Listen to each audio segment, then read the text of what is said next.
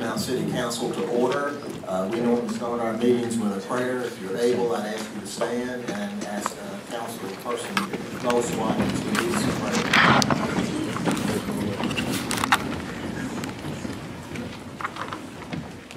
Let's bow our heads in prayer. Father God, we just want to thank you and acknowledge you, the keeper, Father God, the author and finisher of our faith, and the one that leads, guides, and directs us. We thank you for having chosen us for leadership in the city. We thank you for the wisdom and direction that you have given us. We thank you for every citizen, Lord God. We just pray their prosperity. We pray that you will perfect everything that concerns them and us. We thank you this city is on the rise and that great things to happen in the city of Rocky Mount.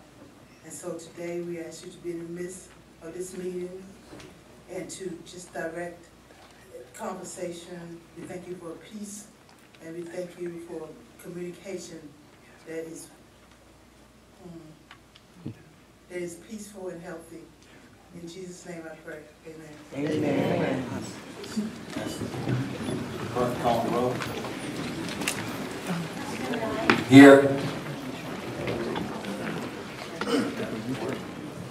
Councilmember Blackwell. Here. Joyner. Here. Watkins. Here. Rogers. Here. Bullock. Here. And Miller. We have a couple of presentations. If you walked in, there were agendas over here. I don't know if there's enough for everyone. If you didn't get one, hopefully somebody that you're sitting close to will share it with you.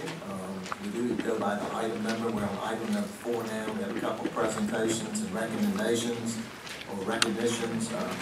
A is a presentation of a proclamation proclaiming the week of July the 7th through 13th.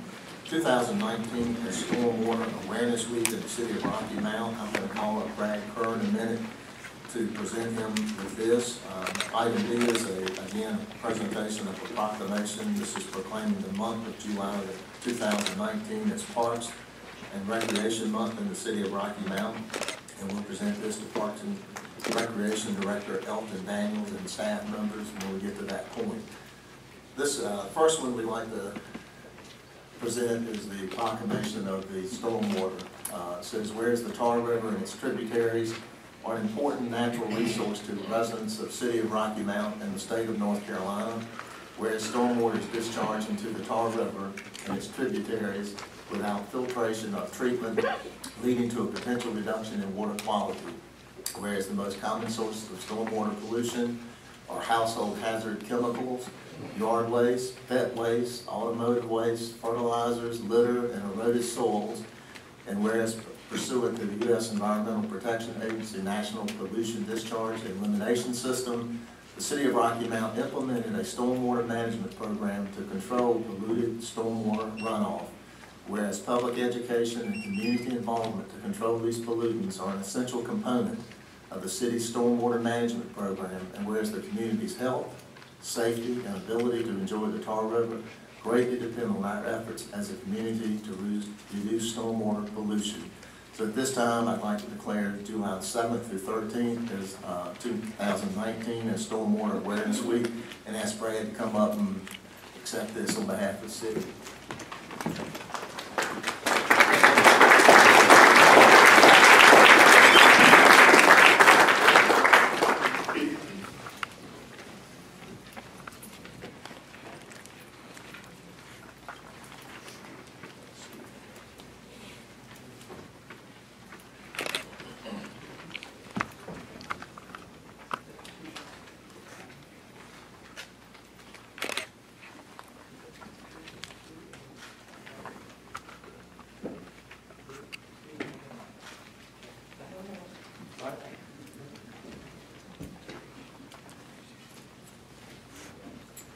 As Brad goes back again, stormwater is something we probably all take for granted and how it's treated. We do a great job here in the city of Rocky Mount before we send it downstream to Harbor and the Greenville. The second presentation, since I'm up here, I'm going to go ahead and read it from here. It says, whereas parks and recreation programs are an integral part of communities throughout this country, including the city of Rocky Mount, whereas parks and recreation are vitally important to establishing and maintaining the quality of life in communities, ensuring the health of all citizens, and contributing to the economic and environmental well-being of the community and region. whereas Parks and Recreation programs build healthy, active communities that aid in the prevention of chronic diseases, provide therapeutic recreation services for those who are mentally or physically disabled, and improve the mental and emotional health of all citizens. Whereas Parks and Recreation programs increase a community's economic prosperity through increased property values, expansion of the local tax base, increased tourism, the attraction and retention of business, crime reduction. Whereas Parks and Recreation areas are fundamental to the environmental well-being of our community, improve our water quality, protect groundwater, prevent flooding, and improve the quality of the air to provide vegetative buffers to development and produce habitat for wildlife. Won't read the rest, but at this time I ask Elton to come up with any of the staff.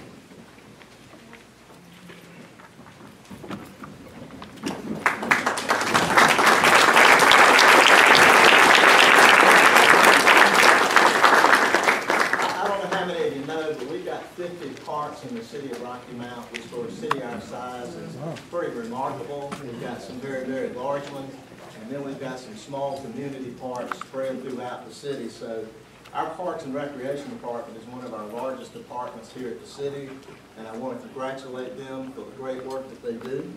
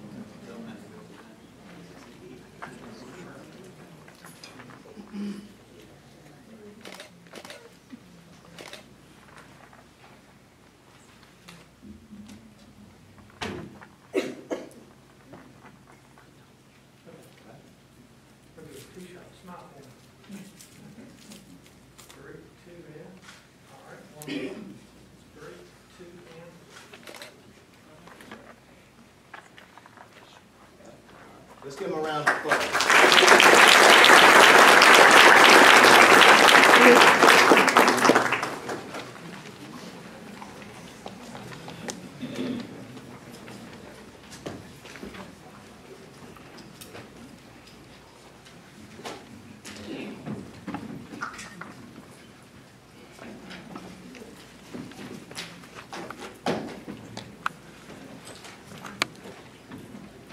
Again, we're going to move on now to item number 5. This is petitions to be received from the public. I just want to read this statement as you come up. This is a portion of my meeting. We have an opportunity for public comment.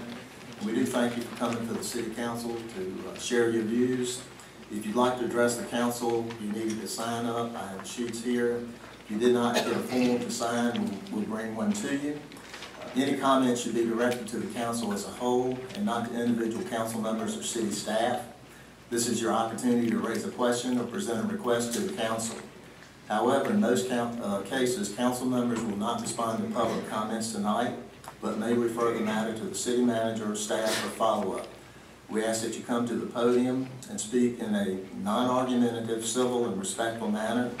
Personal attacks which have the potential to disrupt the meeting will not be tolerated, and you will be asked to sit down or be removed from the meeting. We do monitor time. It's 3 minutes, and we'll give you a heads up at about 2.5 minutes. At this time, Elizabeth Scott, 100 Tamashanna, if you'll come forward. And we've got quite a few, so I'm going to queue up a couple of others. Robert Davis, 1812 Lynn Avenue, will be next, and then after that, Richard Warsinger will be following Mr. Davis. Good evening, Homes and City Council representatives. My name is Elizabeth Scott, and I support the revitalization of my hometown's downtown Rocky Mount's Central City Historic District. I grew up just 2 blocks away. I work across the street at Station Square, and I was an early supporter of the Event Center here in downtown Rocky Mount. I consider myself a true advocate for downtown. I also own a commercial property on Main Street near the Event Center that was completely restored in 2004. And I welcome hotels in downtown Rocky Mount, and I understand the need for them. As a downtown property owner in this area, I stand to benefit from continued growth and from smart redevelopment in downtown. However, I do not at this time support the City of Rocky Mount proceeding with their financial involvement with the hotel parking deck as it is currently being presented. I find it a very convoluted business proposal, which has changed several times when I first heard about the project. I cannot stand behind something where our financial obligations are so unclear, and overall it just sounds messy. As public stewards of the city and the city council, you all have not done a very good job at explaining the plans surrounding this huge investment being asked of me and every citizen in here in Rocky Mount. So, as a downtown property owner and as a citizen, I would like to simply request more time to be fully informed of the exact details of our financial obligation before I can sign off on this project. Thank you. Thank you.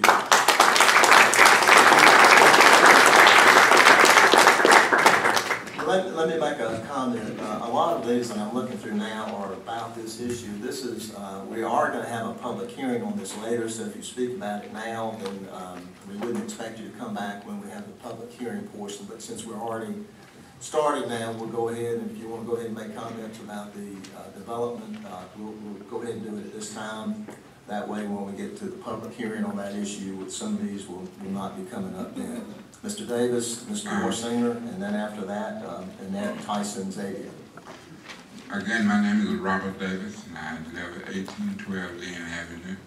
I came to Rocky Mount in August of 1979, and I have not seen such potential in the city of Rocky Mount since I've been here than what's going on right now.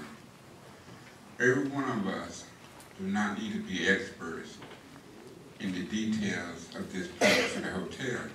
So I've got you up here for. If we take time to explain to everyone in this city at a detailed level and look for them to understand it, and that look like what's been happening in the past anyway, we'll never get anything done. We put our trust in you.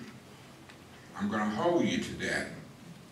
And please, let's quit wasting time and move forward. This is a great opportunity for downtown. We got that event center there with people, it brings in even the sport complex. Now people can stay downtown, and that means business downtown will grow. Sometimes we just have to trust that we pick the right leaders and move forward. I think we're wasting too much time with this. Let's go forward. This is great for the city, and excuses is over. We spend too much time hollering excuses to get something done in this city. Thanks, sir. Then Annette Tyson Xavier, and then Dr. Koo. Good evening, Mayor, members of council. I'm here to talk tonight about our water, wastewater, and stormwater utilities. I'm concerned that much of the infrastructure for these three critical utilities is at or beyond its expected life. We have continued incidents of overflow of raw sewage into the Tar River. About a year ago, there was a collapse of the 54-inch reinforced concrete pipe sewer main by the fire training grounds. It cost $2 million to make that repair. I want to point out that 70% of the city's sewage flows through that pipe that's right adjacent to the Tar River. City staff arranged for a tour by City Council of the water and wastewater facilities back November of 2018. Afterwards, City Council authorized a study by a firm named Jacobs. The study showed that there's $33 million of wastewater, $17 million of water, and $12 million of stormwater for a total of $62 million of unmet capital needs. My question to you, have you seen that detailed report? I understand it's about 200 pages. If yes, why has that report not been made public? And why are you not acting on it? If you haven't seen it, I'd like to know why not. Since you authorized the expenditure of public funds for that study, we need to see that report. Jacobs also included a cost of service study to establish the appropriate rates to pay for these improvements. Where is that cost of service study? I understand council is proud that there were not going to be any rate increases with this year's budget. Unfortunately, that just kicks that can down the road further and further. Kind of ends up like where we were with our electric rates.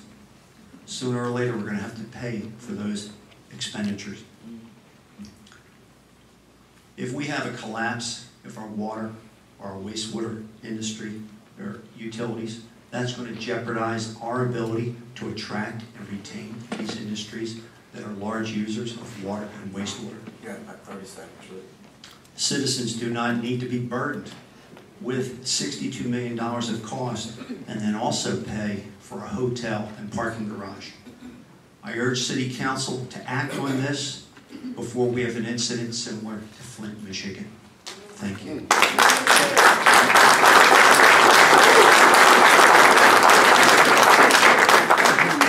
After Dr. Koo is Justin Perry, Cole. Susan, I'm sorry, Susan. Couldn't read my writing or yours. My name is Annette Tyson Xavier, and I live at 334 Myrtle Avenue here in Rocky Mount, and have lived there for some 78 plus years. I would like the council to answer 3 questions for me. Where in the world is this hotel supposed to be built? Who owns it? Who will own it? Who will operate it? And how long are you going to talk about it? We talked about the event center for years. Please, as the gentleman said before, long enough. What is happening with the purchase of the land that St. John AME Zion Church sits on? When are you going to do something about that?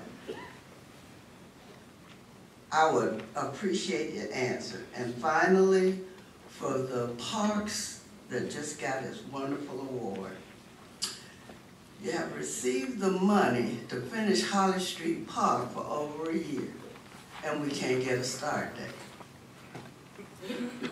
When will you start and when will you finish?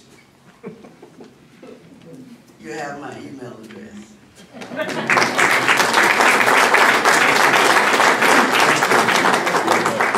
Dr. Koo and then Susan Perry Cole. And after that, Ms. Norrie.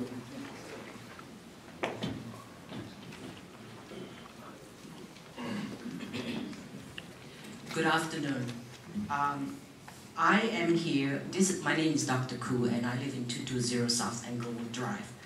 I stand here before City Council to consider the impact the upcoming hotel condo shop complex will make to the surrounding communities. The phrase economic development has been used quite a bit to justify support for the project. Although I personally do not oppose it, my big question is economic development for whom? I cannot see progress unless our community folks in the surrounding underserved neighborhoods are benefiting. The biggest boon to them should be stable jobs, livable wages, and other benefits that come with a paycheck. That being said, I'm asking Council to make sure that a significant number of jobs must be guaranteed to the currently unemployed here, and especially in the communities around the new projects. Council must actively recruit, train, and enable our community unemployed to be among the first to be considered for the better paying jobs that will come with new investments and proposed construction. Job fairs and such are passive modes of recruitment. They must be accompanied by actually visiting each underserved areas and active recruitment, provision of training and commitment. City Council needs to consider some form of vehicle to do exactly that. Our currently unemployed and underemployed will be better positioned to be hired as we would now have a robust and qualified workforce. It seems to me that having stable jobs with living wages will be the basis for the revitalization of our neighborhoods that is both sustainable and progressive. The wages will allow folks to buy homes, services, and consumer goods that will change the face of our community and increase the tax base of the city. It would be a tragedy of utmost proportions if our city does not use this opportunity to uplift our unemployed and our underemployed. We cannot and must not allow economic development to push out the poor and underserved once again and marginalize them while the privileged few reap all the profits. Thank you.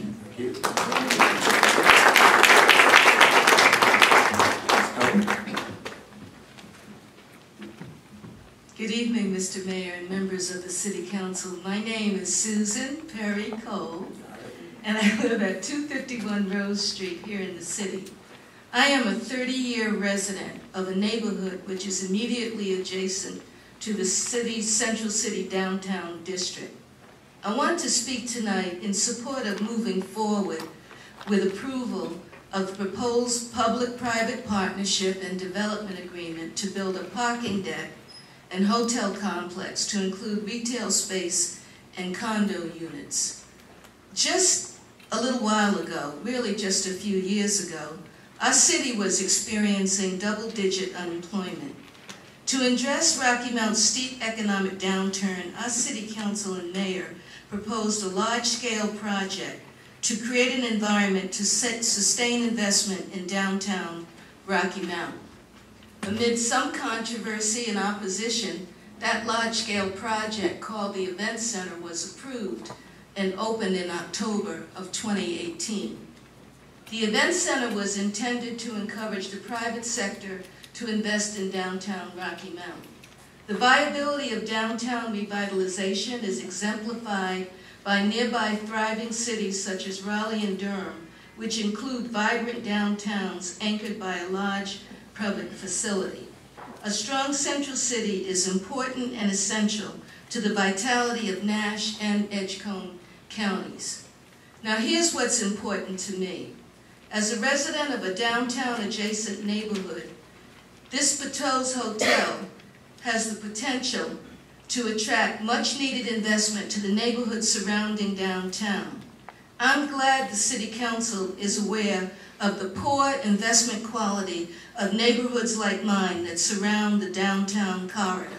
For many years, we residents, and we've been paying taxes the whole time. We've been waiting.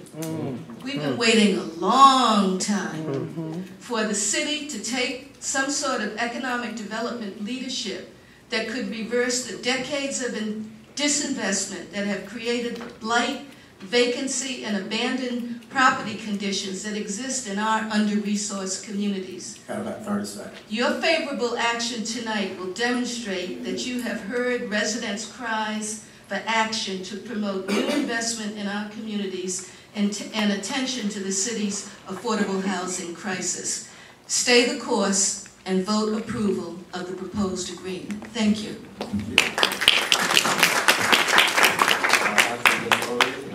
Is Gwen Wilkins, and then after Gwen will be Johnny Cunningham.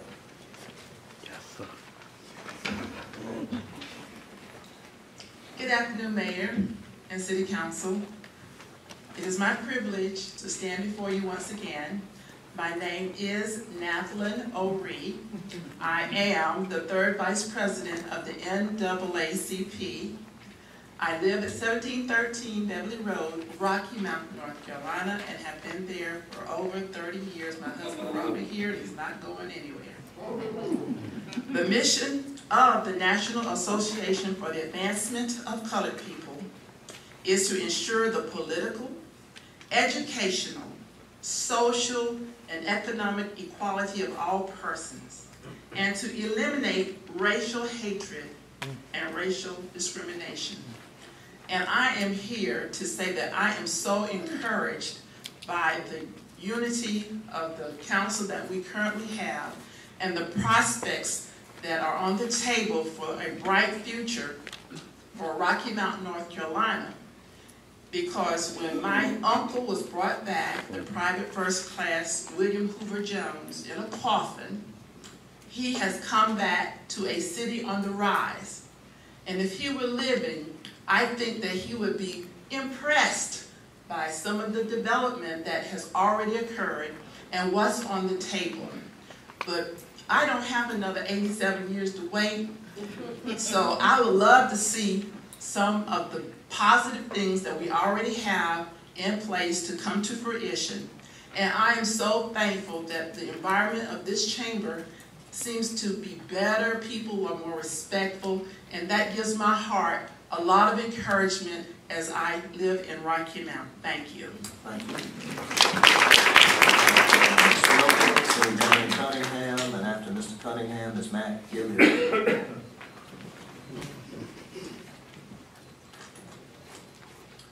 Good evening, Mr. Mayor. I would like to take a point of privilege and at this time use 10 seconds of my 3 minutes to have a moment of silence for the Pierce family and the young man that was gunned down yesterday in Ward 3 over by Field Dock.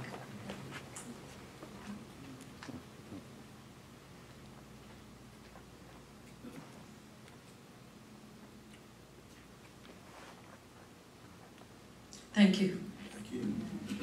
Thank you. I am here to speak on a couple of things, and forgive me if I'm not politically correct this evening. It is nice that the council has seen the priority for housing in South Rocky Mount, particularly for the neglected parks. I've been over there since December 1999. I haven't seen a picnic table, a bench, a shed. I went to Buck Leonard Park the other day for the community event, and that was a very nice park, and I kept thinking, what happened to Branch Street? What happened to South Side Park? So I'm very happy to see in the budget that you all have allocated money for these things, for the boarded up houses, and you even have grants where homeowners can apply to get funding to fix up their houses. But I can't help. This is the mixed emotion thing. I'm glad to see it done, but I have to say, was it done just because this is an election year? I've been there almost 20 years, and those parks have nothing but grass. The one has a basketball court, and there's a monkey gym over at Branch Street and at Southside. I visited Branch Street once, and a grandmother was standing outside with her granddaughter playing on the monkey gym, and she had to stand up the whole time. There is no reason there should not be benches, picnic tables, and things to make our neighborhoods more family-oriented. And now I've been in politics, and those of you who know me know I know politics, and this is political. All this money coming into the community now, I'm happy for it. That's the mixed emotions. But where was it 10 years ago? Where was it 15 years ago? With that said, I move on. You got about 30 seconds. I know you are going to approve that $18 million for that hotel parking deck. And although probably fruitless at this point, I ask you to reconsider. $18 million is nothing to sneeze at. You gave Hunt Services, the contractor for the project, $117,500 for a feasibility study. And then he turns out the one to be the developer. Lastly, I ask that our leaders stop giving the perception that it's us against them or them against us. We are all one city, and we need to start acting like it. Thank you.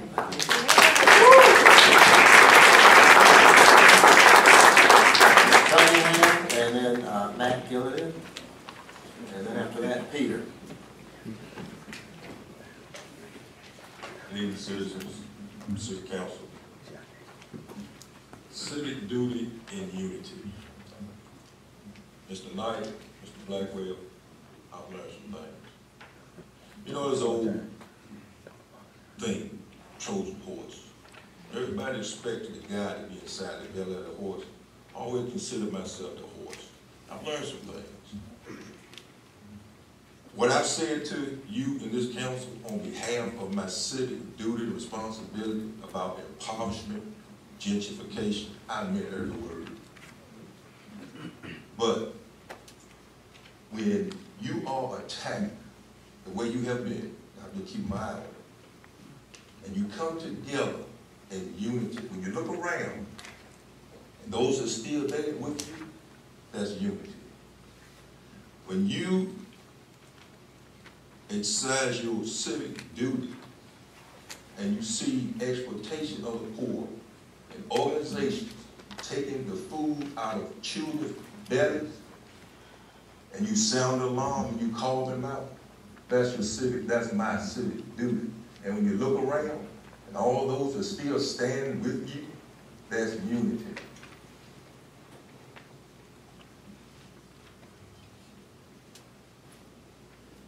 I want to commend you and Mr. Joyner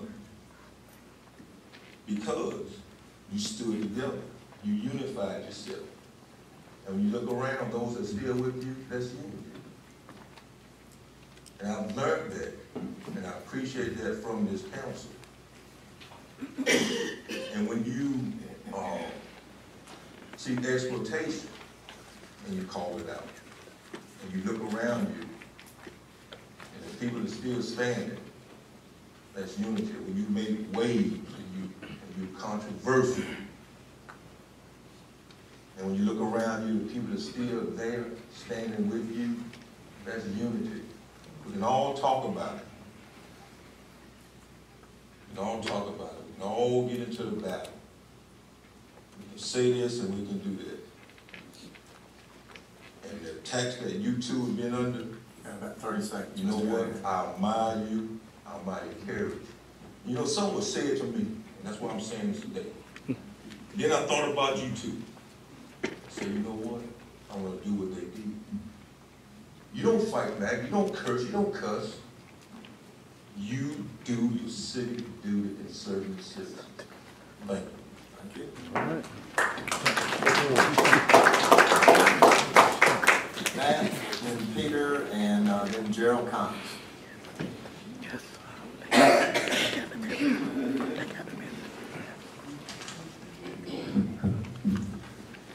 Good evening. My name is Matt Gilliland. I live at 12 Carr Street here in Rocky Mount.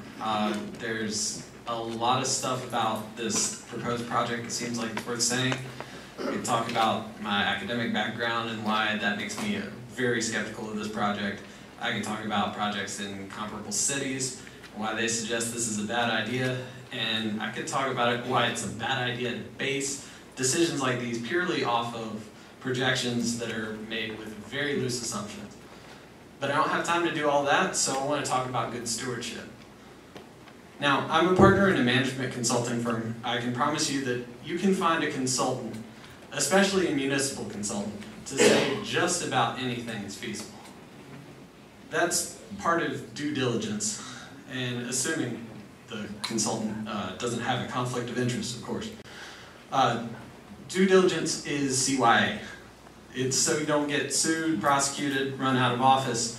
But what I want to talk about is good stewardship, which goes way beyond that. Good stewardship is about taking care of something as well as you would if it were really yours. Politicians, no offense, have an inherent problem in doing that. Other people get the consequences for it. And that has a lot to do with why good stewardship is so uncommon in the political world. So what does it look like? I'll tell you what it doesn't look like. The fact that the city hired a developer to tell them whether it was a good idea for the city to pay him to do something and how much to pay him, that's not good stewardship. The fact that the city council has pushed this through before even completing real due diligence is not good stewardship. And the fact that the city is willing to compete with and undermine all of the investors building the now 7 hotels in Rocky Mount that are under construction or in the planning stages, that's not good stewardship.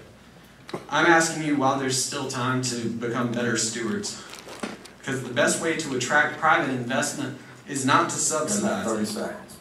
The private sector is effective because it bears its own consequences. And this project gives the council and the developer the choice and gives us, as the residents of Rocky Mount, the consequences. Thank you. Thank you.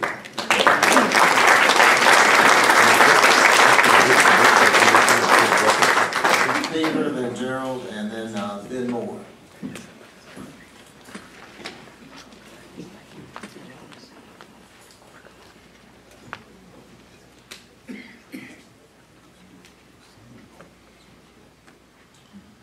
Mr. Mayor, Council, I'm Peter Gilliland. I live at 415 Forest Hill Avenue here in Rocky Mount. I've sunk my life here, the largest part of my life, for almost 40 years. But I'm saddened at the things that I'm seeing here. Most of you know that I'm a minister, so you'll not be surprised that I make reference to the Scripture. The Scripture says, among other things, to avoid the very appearance of evil.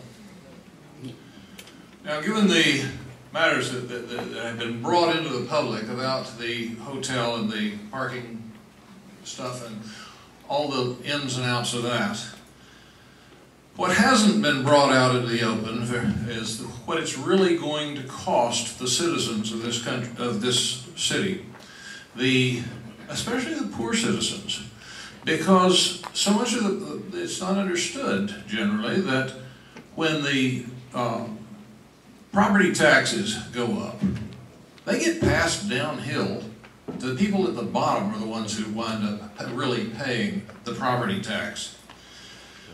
When there is a pretense of public hearings, and I say pretense because I've been to some of those public hearings, and the firms that have been called to hold the public hearings have an amazing way of passing out surveys that guarantee that they will get the answer that they wanted. I've taken some of those surveys.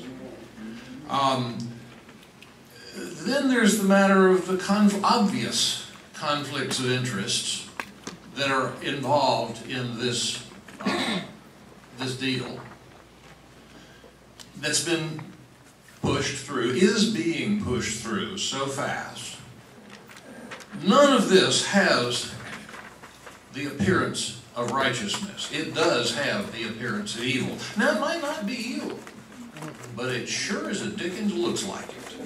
And then there's the matter of the voodoo economics that goes with building this kind of monstrosity at public expense, partially at public expense, in a situation that, based on comparable cities, is not a good idea.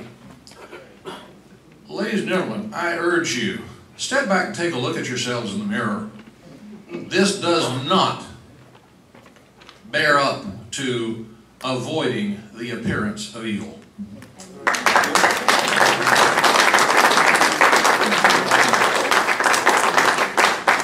Gerald Cox, Ben Moore, and then after that, Mr. A.B. Whitley. I'm Gerald Cox. I live in Rocky Mount, 144 Steeplechase.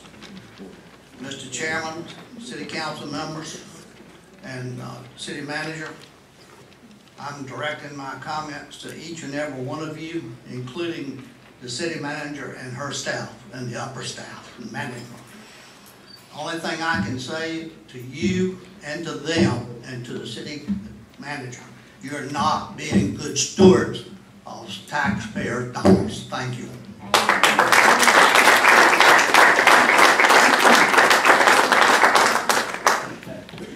Mr. Moore, and then Mr. Whitley, and then Sam Battle. Good evening, Mayor, City Council members. It's my pleasure to speak to you this evening.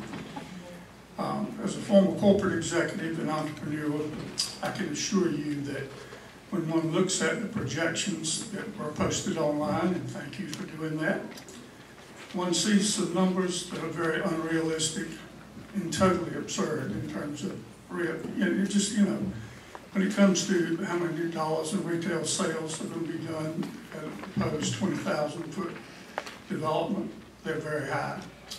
If you look at the hotel occupancy rate, the average is over 70-some% to begin with. I'd like to believe that would happen, but my experience tells me that's not going to happen in downtown Rocky Mount today. And next, we go to the parking garage, and you've got a 40% occupancy rate there.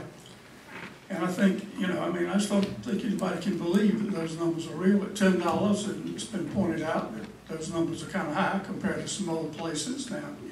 Maybe that information is spurious, not real.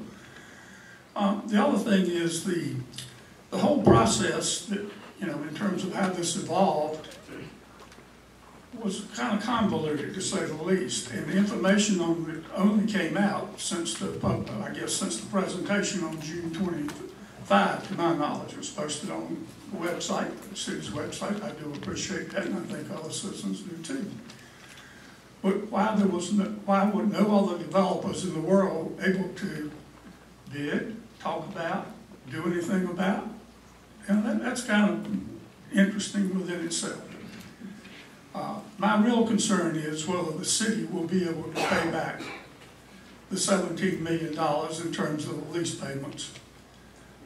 And I think the revenue streams are suspect, as I truly believe. Your ability to pay back that $17 million over time with the pro forma spreadsheets that were presented is very suspect. And I just hope that you will look at it again and think, like somebody else said, if it was your money, would you do this? Thank you. Thank you.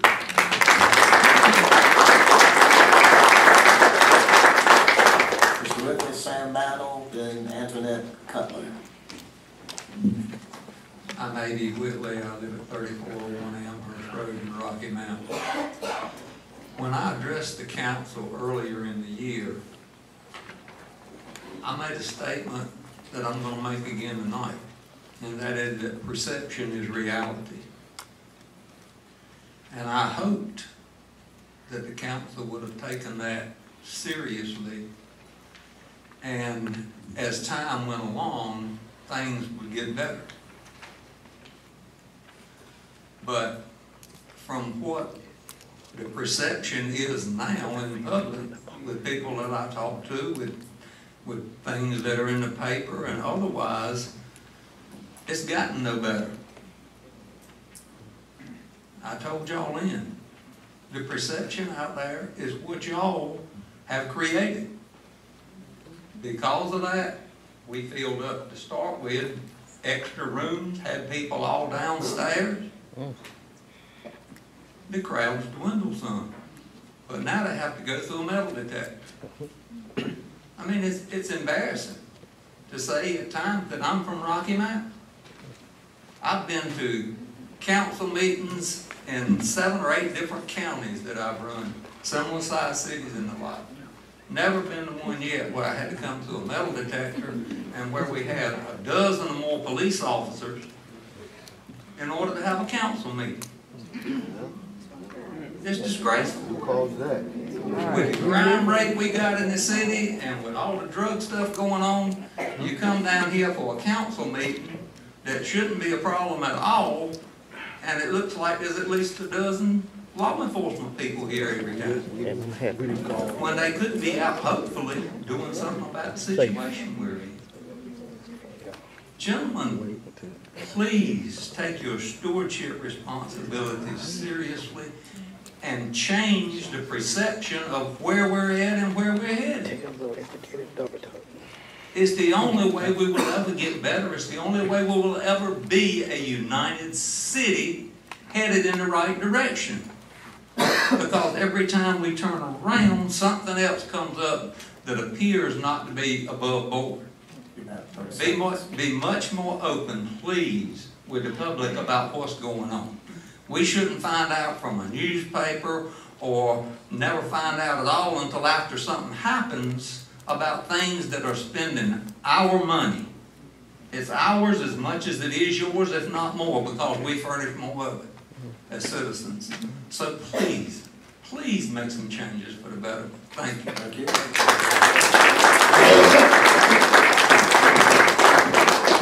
Mr. Battle, Ms. Cutler, and then Nehemiah Smith. Just want to say it's a sad day today. Just like we came up here, a young man was shot down in Ward 3. His body stood out about 2 or 3 hours yesterday in the rain. A couple of us went by and heard it on Facebook. Hood News and Facebook went over there. The police did a great job with the scene, shutting down the scene. You know, we want to reach out to the family, probably later on tonight, tomorrow, go over there as a unit. I'm just going to get to the point. We need to get substations in these high crime neighborhoods. We used to do it, we went away from it. The event center, young people are getting upset because they cannot throw events. When they throw the events center is taking more of the profit than they making. I think the city need to take over the event center, really, really do. We don't need to have no other organization around the event center. Because a lot of young people want artists to come here and boom this thing off the field. I went to the Raleigh gathering over the weekend. One thing that I liked though, a young lady was talking, and she said the older people need to get out the way and let the young people come forward. And TJ Walker had a tremendous energy out there now. Yo, I just want to say I'm with that brother. Whatever we got to do to get you in there, brother, we're going to try to make it happen.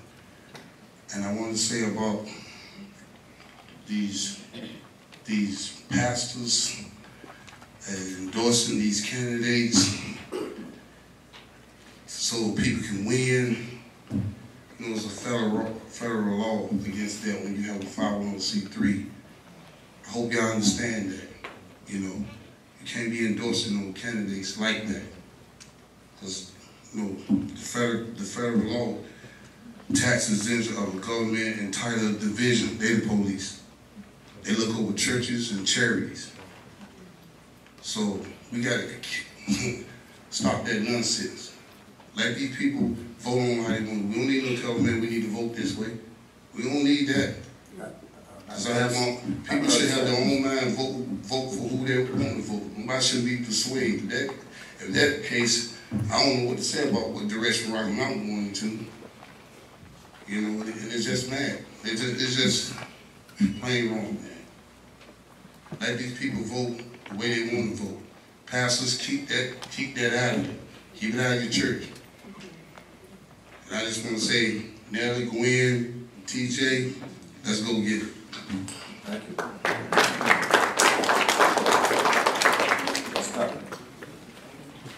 Good afternoon, Mayor, City Councilor, and City Manager. Thank you for the opportunity to stand before you this afternoon. I am a pastor here in this great city of Rocky Mount. I am greatly happy and ecstatic with everything that is going on. Not here to influence anyone in their voting right, but I know what is right and working for me and my city. I'm not only a pastor, but I'm also a property owner downtown here at the city of Rocky Mount. And I'm looking forward to the city continuing to flourish. I stand in support of not only the hotel, but the parking deck and anything else that will enhance our city in growth. I've been here for 30 years, and I've seen city managers go and come. I've seen things change in the city, but in the last 16 years, I've watched the city grow, and it is the city on the rise. I also want to say congratulations to our city parks director and his team on tonight. I want to say that we thank you here at the Hillsdale community for the Lancaster Park that you all quickly jumped on when we began to bring some things to sight. And we are looking forward to the budget of the Lancaster Park growing and enhancing even more. Once again, as a pastor and a citizen, you all are doing a great job. Keep moving forward, backward. is not our direction. Thank you. After Nehemiah, then Mr. Turner, and then Liza Aldridge.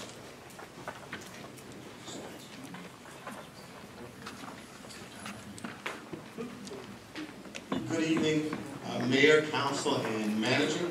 What a great day it is in Rocky Mount, North Carolina. The city is moving forward under your progressive and insightful leadership. The new event center isn't perfect, but is improving every day, and I believe it will be a financial boom in the coming years. New developers are looking to enhance the area with hotels, a parking deck, and other amenities. I tell you, it's a great time in Rocky Mount. We have an outstanding police chief and have announced the hiring of a new fire chief, Corey Mercer, who we were fortunate enough to wrangle away from Elizabeth City. Welcome home to our new chief, Mercer. I will continue, however, to advocate for parity and equality in the department because I know the future is watching, and destroying the current culture in the fire department may mean that some won't be able to stand the heat, pun intended. But I have every confidence in Chief Mercer. And I know that not everyone is happy. Not everyone likes the direction in which the city is headed, but in life, we're not going to like everything. The other day I was in a restaurant in Raleigh where I was enjoying a bowl of soup. And the waitress brought over 2 or 3 packs of saltine crackers. I hate salt on my crackers, but I digress. We're not going to like everything, but perhaps we will learn that something positive can come out even when what we consider to be a bad situation is or arises. Like the old adage, when you're given lemons, make lemonade. Who knows? Maybe one day I'll even be able to stomach salty crackers. Mr. Turner, and then Liza Aldridge, and then after that, Bob Carr. Can we get the mic and just take it away, Mr. Turner?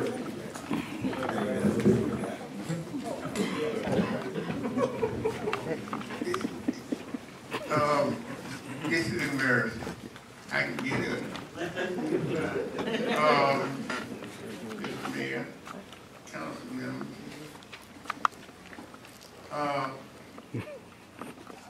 I had no intention of speaking, but it's imperative that I say something. I can remember 20 years ago coming to council meetings and there would be 3 or 4 people here. Over and over, repeatedly, be 3 or 4 people in here. And in the last few months, I come up here and I can't get a seat. I don't know what you're doing, what you have done, but you got them involved. That tells me something.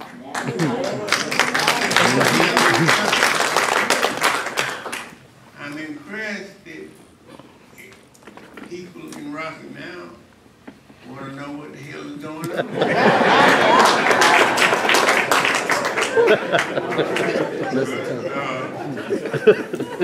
You know, that's my hero.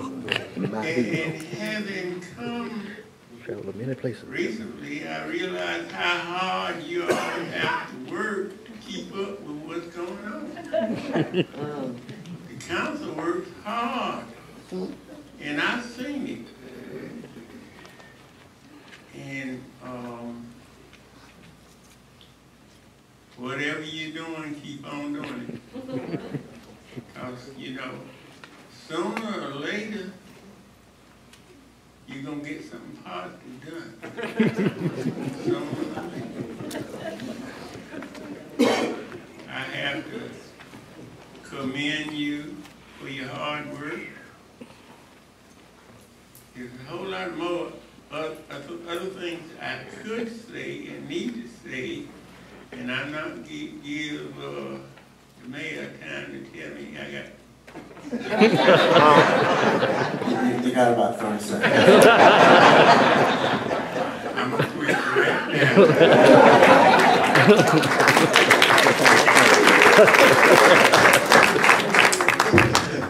alternates, Michael Short as he ever been. Mayor, City Council, good evening. And I agree with Mr. Turner. It is nice to see so many people. I've been coming for many years, and it's nice to see so many people showing up for the City Council meetings. Several weeks ago, I attended the Committee of the Whole meeting where there was a narrative that I heard talking about why we're in the position to have a need for parking now. And it was stated that the naysayers against the event center are the reason we have the need for the parking. Because I assume that apparently we, the naysayers, were against the parking, which I think is woefully incorrect. And I went back because I keep a lot of records. Going back to 2014, people questioned if there was adequate parking. And I'm a member of the planning board, have been for many years. And when it came up, the plans came up December 12th of 2016, I questioned that plus many other things. In fact, the Rocky Mountain Telegram mentioned, and I quote, Daughtry said the number of handicap parking spaces that would be available was just one of the issues that he is concerned about with the center's proposed parking. He said he counted only 8 available parking spaces available in the parking lot, which would be at the rear of the building for handicapped people. It said he takes issue with this because unless handicapped people can use the facility's rear entrance, they would be forced to go all the way around the building like everyone else to get into the entrance. If you're a handicapped, the parking is an impediment. Daughtry also said the very number of parking spaces available is a concern to him. And I was promised at that meeting that there would actually be a rear entrance into the event center for handicapped people. And to my knowledge, there is not. Then when it came, and y'all were aware of that because on December 13th, y'all had those meeting minutes in your packet. And then I came to this podium and also gave my concerns regarding the parking. So apparently the parking was not a concern at the time when you wanted to pass a $50 million event center. But now, the narrative is we need parking, so we want to spend $18 million more. That's just not right. And I wanted to dispel that narrative that was at the Committee of the Whole a couple of weeks ago. Thank you. Thank you.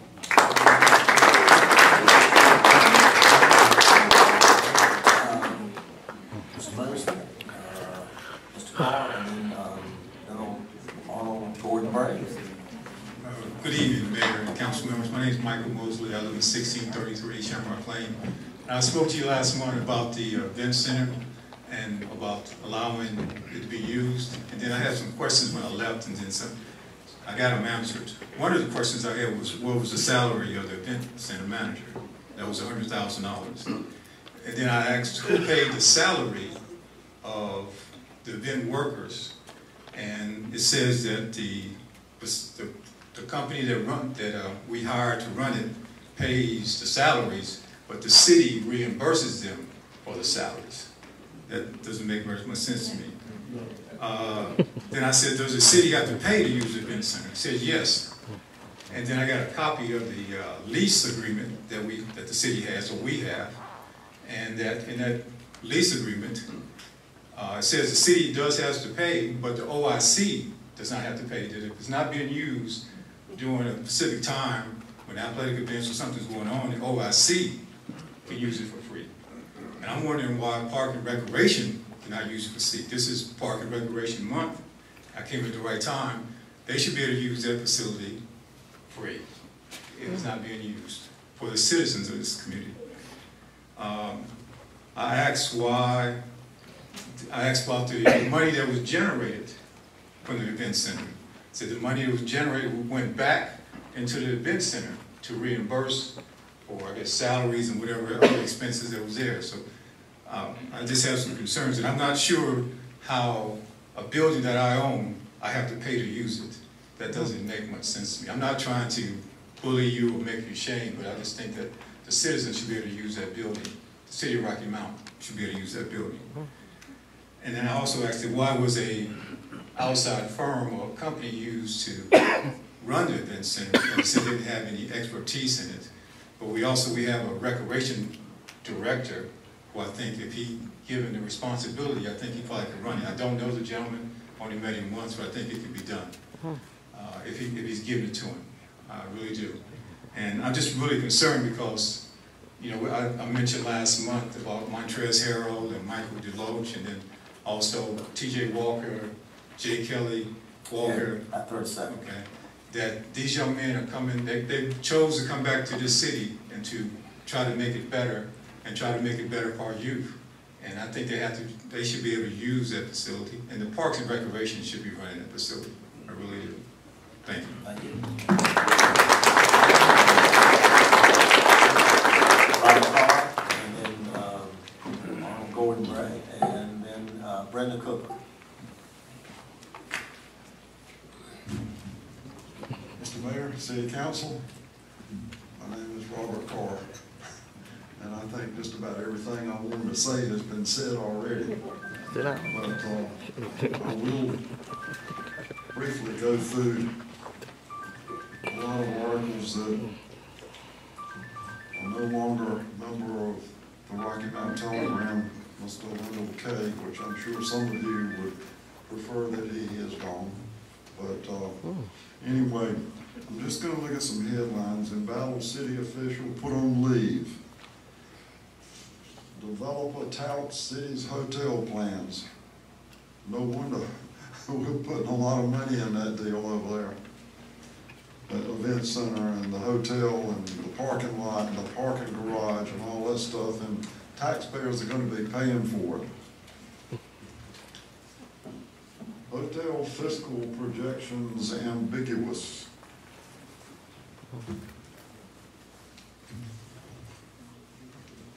Critics pan downtown hotel plans. The city pushes the project. And the hearing is set to discuss hotel plans.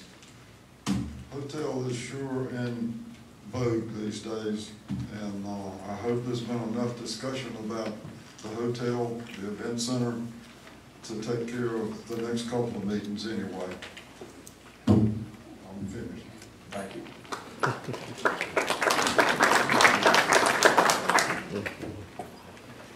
Right, come on back. Yeah, come on up. And then after Arnold is Brenda Cooper. I'm Arnold Gordon Bray, and I live at 3808 Winchester Road. I've got 3 comments to make. First of all, thank you, Mr. Turner, and I should have borrowed those newspapers, because a lot of what I'm going to say is about information and how it flows. First of all, I want to thank the city for supporting the burial of Hoover Jones. And there were some comments made thanking the civic supporters and the legislature and the folks who are elected leaders for attending. And that's a true statement. But it appeared that people focused on those who were just at the memorial. There are also folks out in the heat for the other events, so thank you as well. Now, with the paper, though, has this bad problem, is that one, we have a tendency to stir. Okay, we'll be careful. We're stirring a lot of stuff that's going on. So, again, thank you all for supporting Hoover. It brought a lot of attention to the goodness of the city, except internally. The second one, there's an investigation that was done on the city and how you operate. Nixon Pruitt, an outside group you all hired to investigate your city. You got an A and an A plus and an A rating for what you're doing. The papers hammered you. You got hammered. But an outside source says that one, we're more balanced than most cities. Now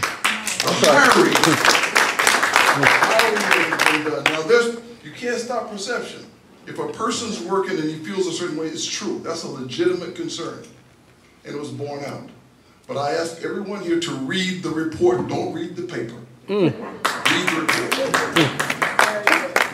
Lastly, there's a consensus about the hotel. There's a lot of concern.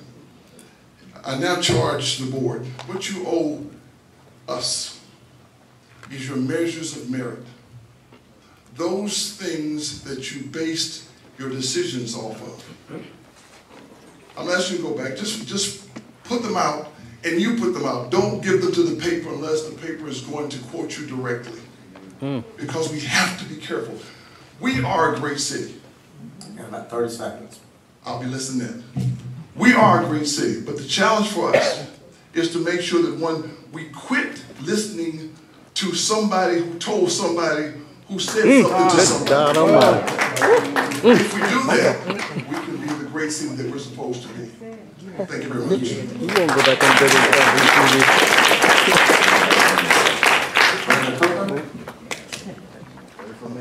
he won't go back on that.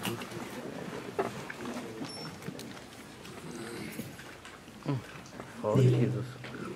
Cooper for 14 is still Street.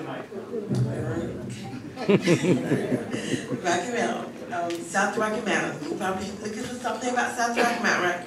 Well, the only thing I'll say right at this moment is Home Street has been a little deleted, and we want them back on the map, okay? But the thing I came here to speak about is actually something that most people maybe they're not paying attention to. But event center, it's a big thing. However, I've been there a few times, and when you carry people there, and they can't get in, and it's so far away for them to walk or get to, it makes it difficult for elderly. My question is, what happened to the shuttle parking that when we first started about what we're going to do, how people would get to the programs and events there? I actually was on a bus that toured around different places that the shuttles I thought was supposed to be stopping and taking people back to the front of the center. When the grand opening, before the grand opening, was shuttering people all over. But now people got to park way away to get to the event, and it's difficult to get there sometimes for many people. I would think we need to look at that, what happened to the shuttles. I think it would be a great thing. The other thing I wanted to mention is the senior center and activities at the senior center.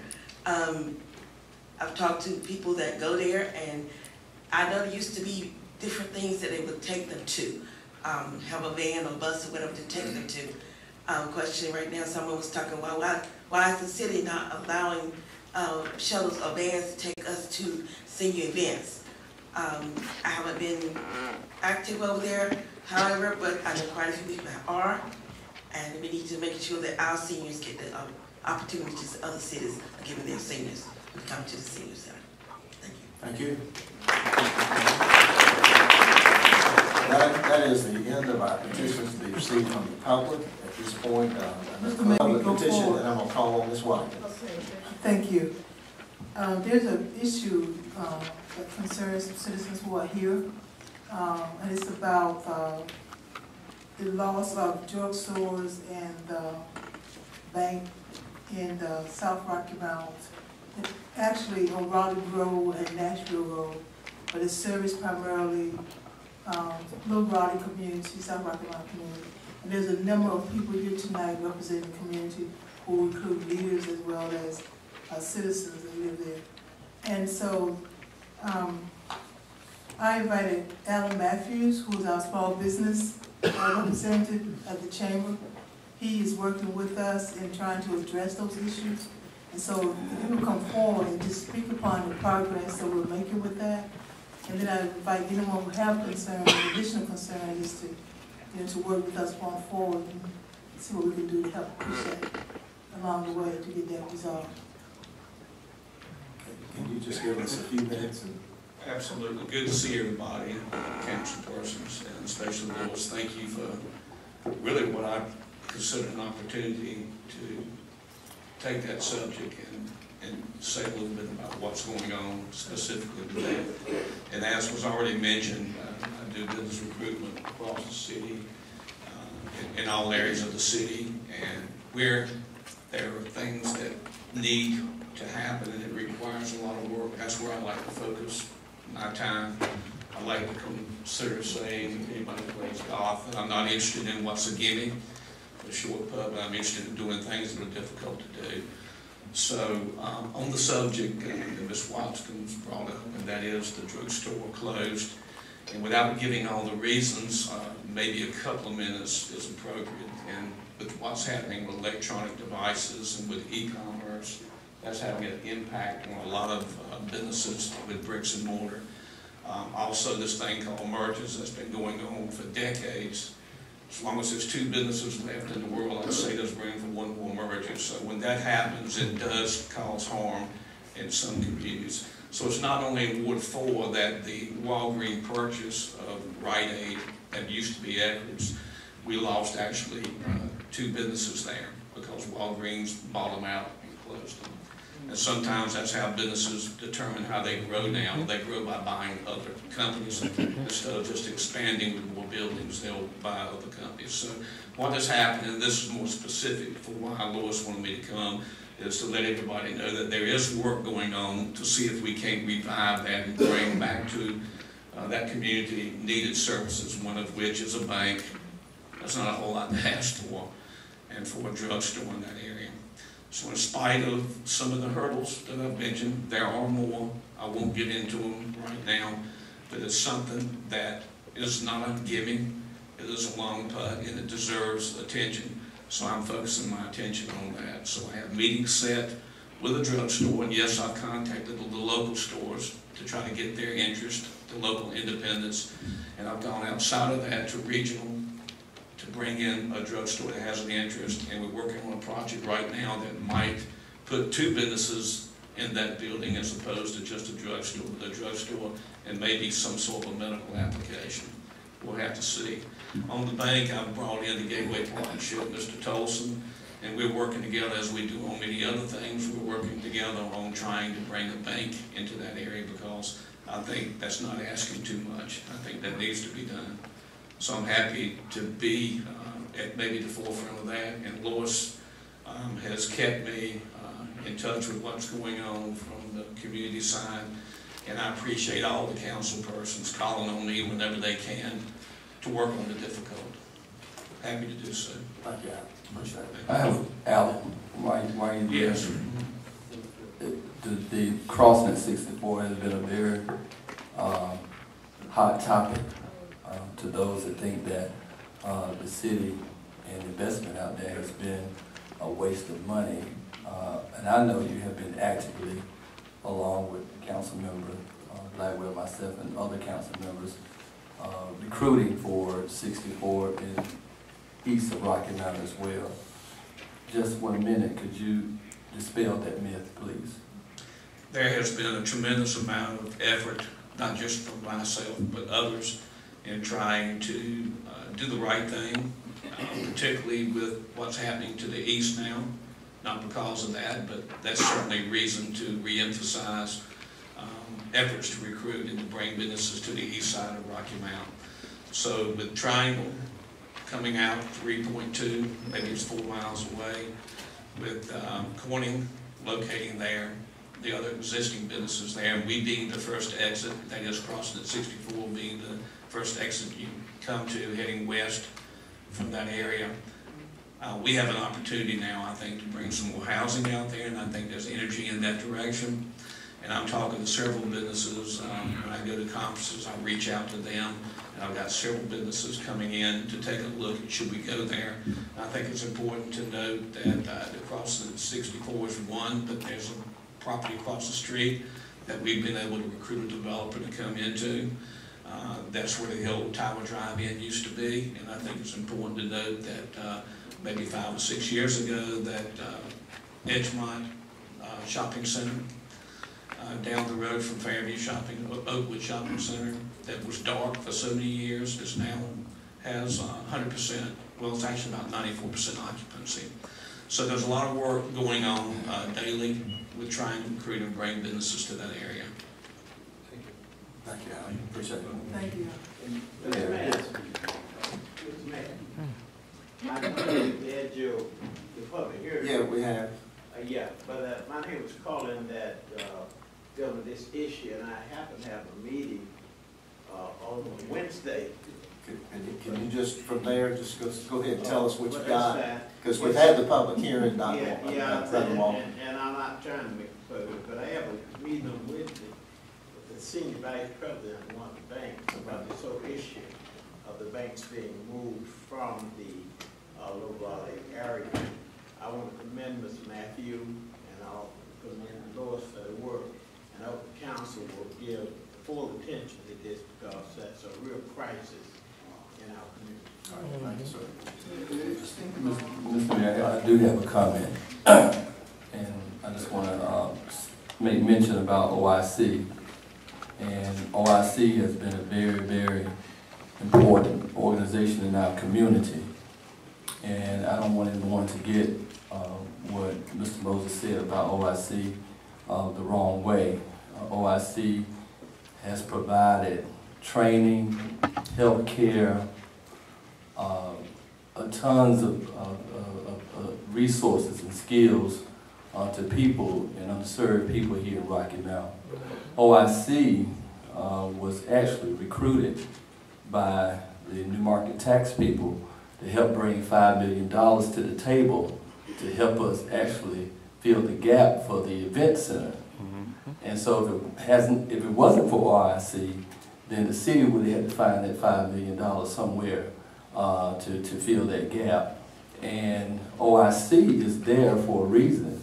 And OIC does pay rent. And actually OIC there to make sure that the underserved people that's located around the event center have access to that facility. And to the note of the young people, we welcome our young people here. Actually, the Mo Deloach event was sponsored by the city. Come on now. Actually, the city, we saw the need where I grew up in South Rocky Mount to put over $3 million in the South Rocky Mount Community Center.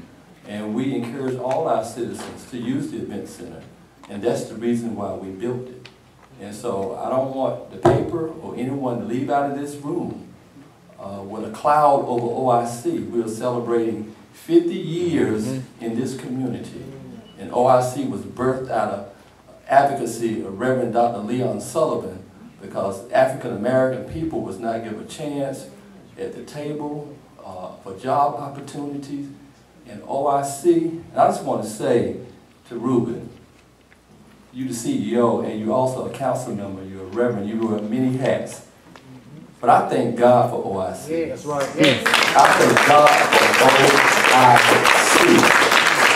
And without OIC, some of our young people who cannot go back to school, will not have GEDs and adult high school. That's right. Come on now.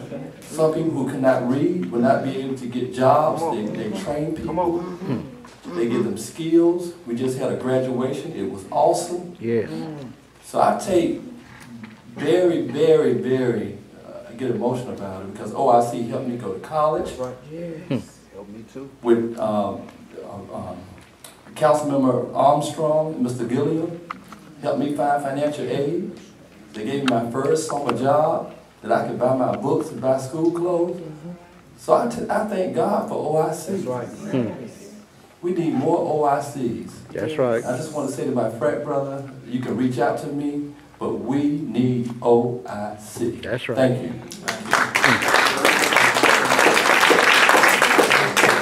We're going to move on to item number 6 right now, and this is the consideration of minutes and recommendations from a regular scheduled planning board meeting. This was held on June 11, 2019. It was an overview of requests and recommendations by the Director of Developmental Services or his designee. We have 2 public hearings under this item. One is a public hearing relative to the following Land Development Code amendments.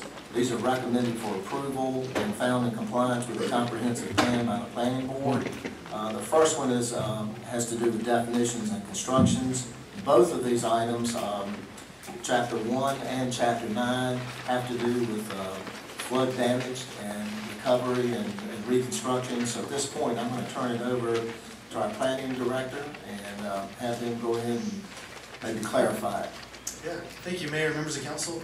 Again, this is an item that we met at your committee of the whole, went to planning board, and now it's here. The state, back in 2017, made some updates to their North Carolina Model Floodplain Prevention Ordinance. And we're trying to follow the National Flood Insurance Program, the NFIP. So we have used their model and provided this ordinance in order to comply with the minimum criteria of that National Flood Insurance Program, NFIP. Again, this meets or exceeds those requirements, and we've looked at those to address some of the most common standards that other people are using throughout the state for our region. We've added a few definitions. There were some things that we left out when we went to planning board. We've added some definitions to clarify pre and post firm flood insurance rate map dates. Again, this is all part of floodplain management. We're aiming to reduce losses due to flooding, protect man-made development from flooding or future flooding, and protect the natural and beneficial functions of our existing and current floodplains.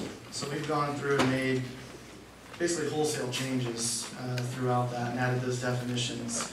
I don't know if you guys have any other questions for me.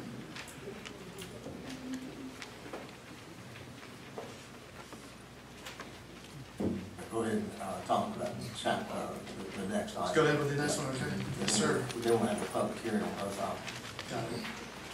Okay, the next one is, again, some additions to our LDC, Land Development Code, for parking standards. Looking at some of those areas, we currently have some areas in the central city that have parking exemption. And we also have another area in the Douglas block overlay that's exempt as well. So attempted to look at that area and some of the areas downtown central city, sort of combine some of those areas to provide greater exemption for the core areas, what we're calling it. So we will not require parking as a standard of development practice for those that want to move into downtown or want to build something new. They won't have exorbitant parking requirements. So we'll have a cap on those. We have some standards, so we'll have a cap at half of what the rate is for that core area. So we're not requiring excess parking or more parking than the actual building would take up. So looking through that, we did that and then expanded out to reduce the requirements for the rest of the central city area parking exemption on that map that you have seen. And again, this has come from the planning board and you have seen it, you'll ask council. Any questions? If not, if you'll just stand by and we'll see if we got any members of the public to speak on item 6A. Is there any member of the public that would like to speak on this item?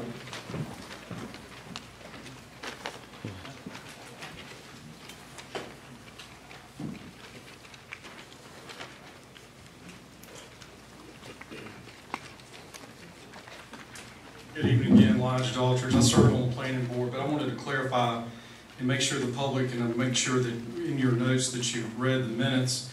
But part of the parking was derived from the ratio study that we, the citizens, paid for, and you, the city council, has not approved. We paid over $100,000, but we are taking part of what was in the ratio to put in this that you're getting ready to vote for. So I look forward for you to vote in favor of this. Although I will be coming speaking in a few minutes against the parking deck, the wording of the zoning, I do agree with. Anyone else like to speak on this item?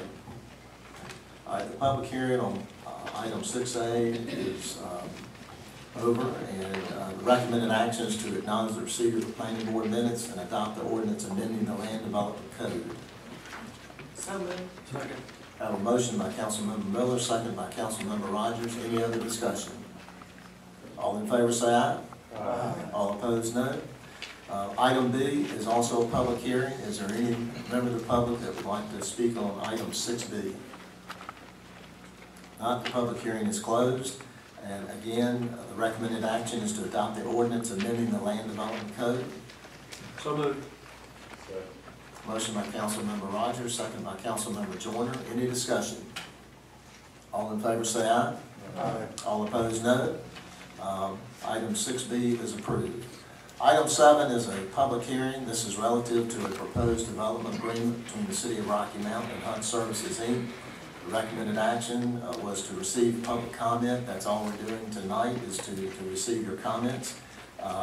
And so at this point in time, it is a public hearing. Again, as I stated earlier, if you came up here and spoke on this item under the petitions from the public, we don't expect you to come back up and speak on it now. Again, we could have deferred it to this point, but I think most of you did, unless there's something else that you'd like to speak on.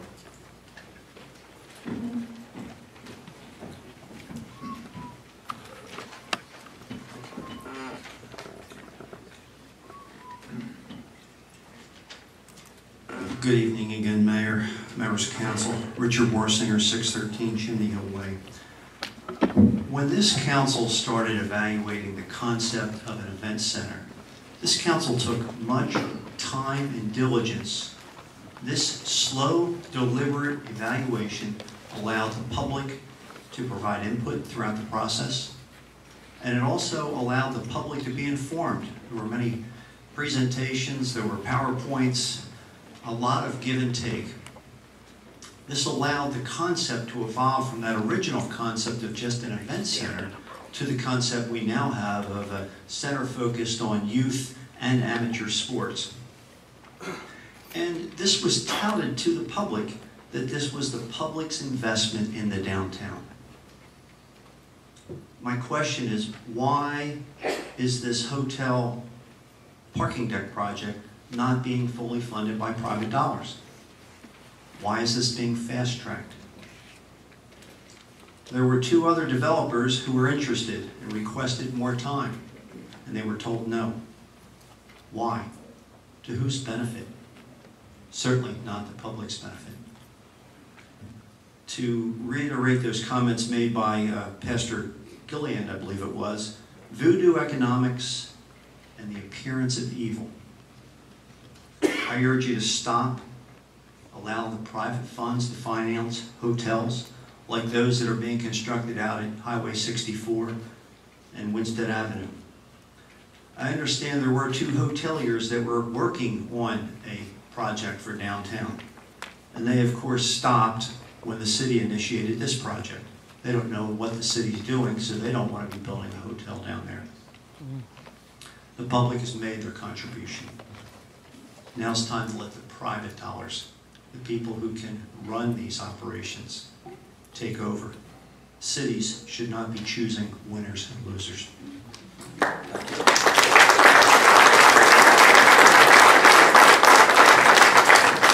other member of the public like to speak on this? Yes, sir. You can come back up, Mr. Cunningham, and speak on this item. Because you didn't speak on it while ago. You come on up. I said if you were speaking, he didn't speak on the event center or the parking deck a while ago. Understood it clearly. Again, council, citizens, civic duty and unity. Gentrification, we talked about it 5 years ago. When the federal government tell you it's our money, you paid your taxes, receive a service, the government says it's our money, we're giving it to this project, there's nothing you can do. I didn't take good advice then to set our organization in a position to profit from it, to benefit from it. We're talking about the impoverished. But, again, the government says under Section 3, and Ms. Small, you should have received the letter. Under Section 3 of the federal government guidelines, when federal dollars of this magnitude are utilized in impoverished neighborhoods, that statute, that law enacted in 1968, it understood and recognized. Mr. Cunningham, I want to be clear. This is about the hotel. I'm going to get around to it. it. All right. Because, like I'm saying, the government is paying for it. It's been approved. It's going to happen just like event center. But my concern is this.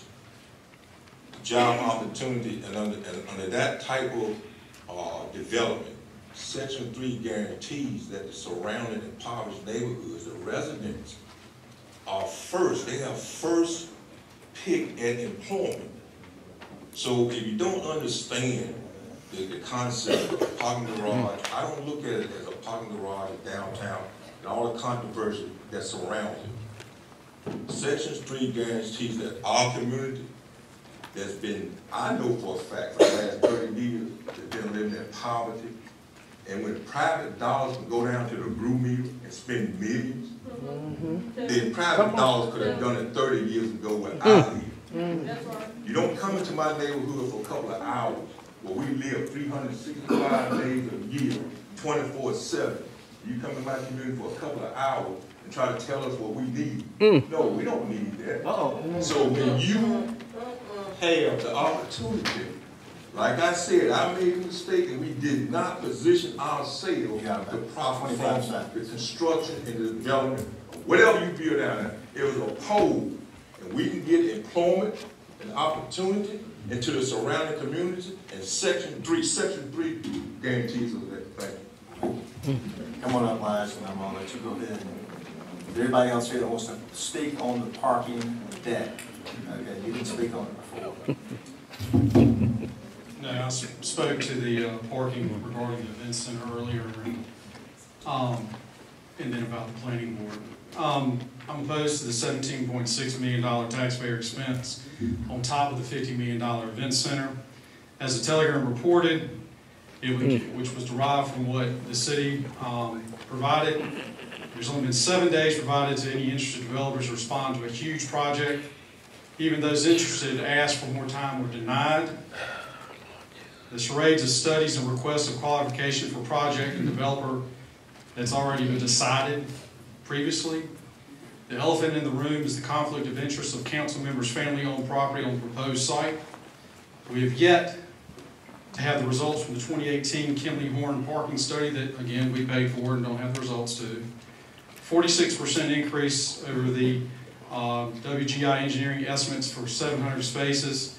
And then if you take the average space for the 17.6 million, when it really should only cost 12 million. We don't know, we don't have a third party that's, at least that y'all have announced, that has looked over the project cost. And essentially we'll be creating only 232 new spots because, and the 140 spots allocated to the hotel, which will bring the new spots, and I agree with the Telegram, of $79,000, or 361% more than the average spot is supposed to cost. It's hard to believe that Rocky Mountain is proceeding with the project while knowingly under investigation by North Carolina State Auditor Beth Wood and her investigators. The mayor has mentioned this publicly in multiple meetings. While no one knows the scope or results of the investigation, it seems prudent to wait until the outcome. This project will have to ultimately be approved by the North Carolina Local Government Commission. There has been no transparency with the project, and the City Council has voted on this twice without previously announcing these items were on the agenda. It's equally as bad that the $56 million project resolution was made and voted on at the end of the meeting in February without any public notice. I oppose this.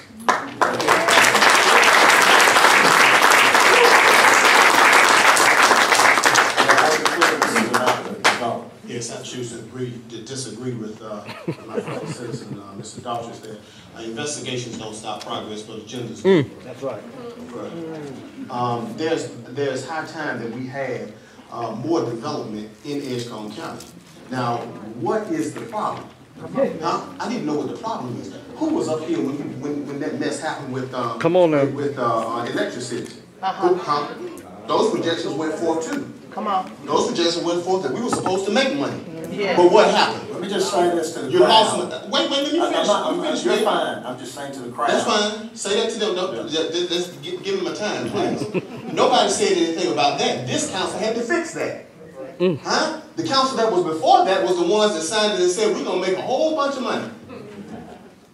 And nobody, who was here to say anything about that when that happened? That's right. Nobody was here to say anything about electricity's that debacle. And that was a hot mess. Right.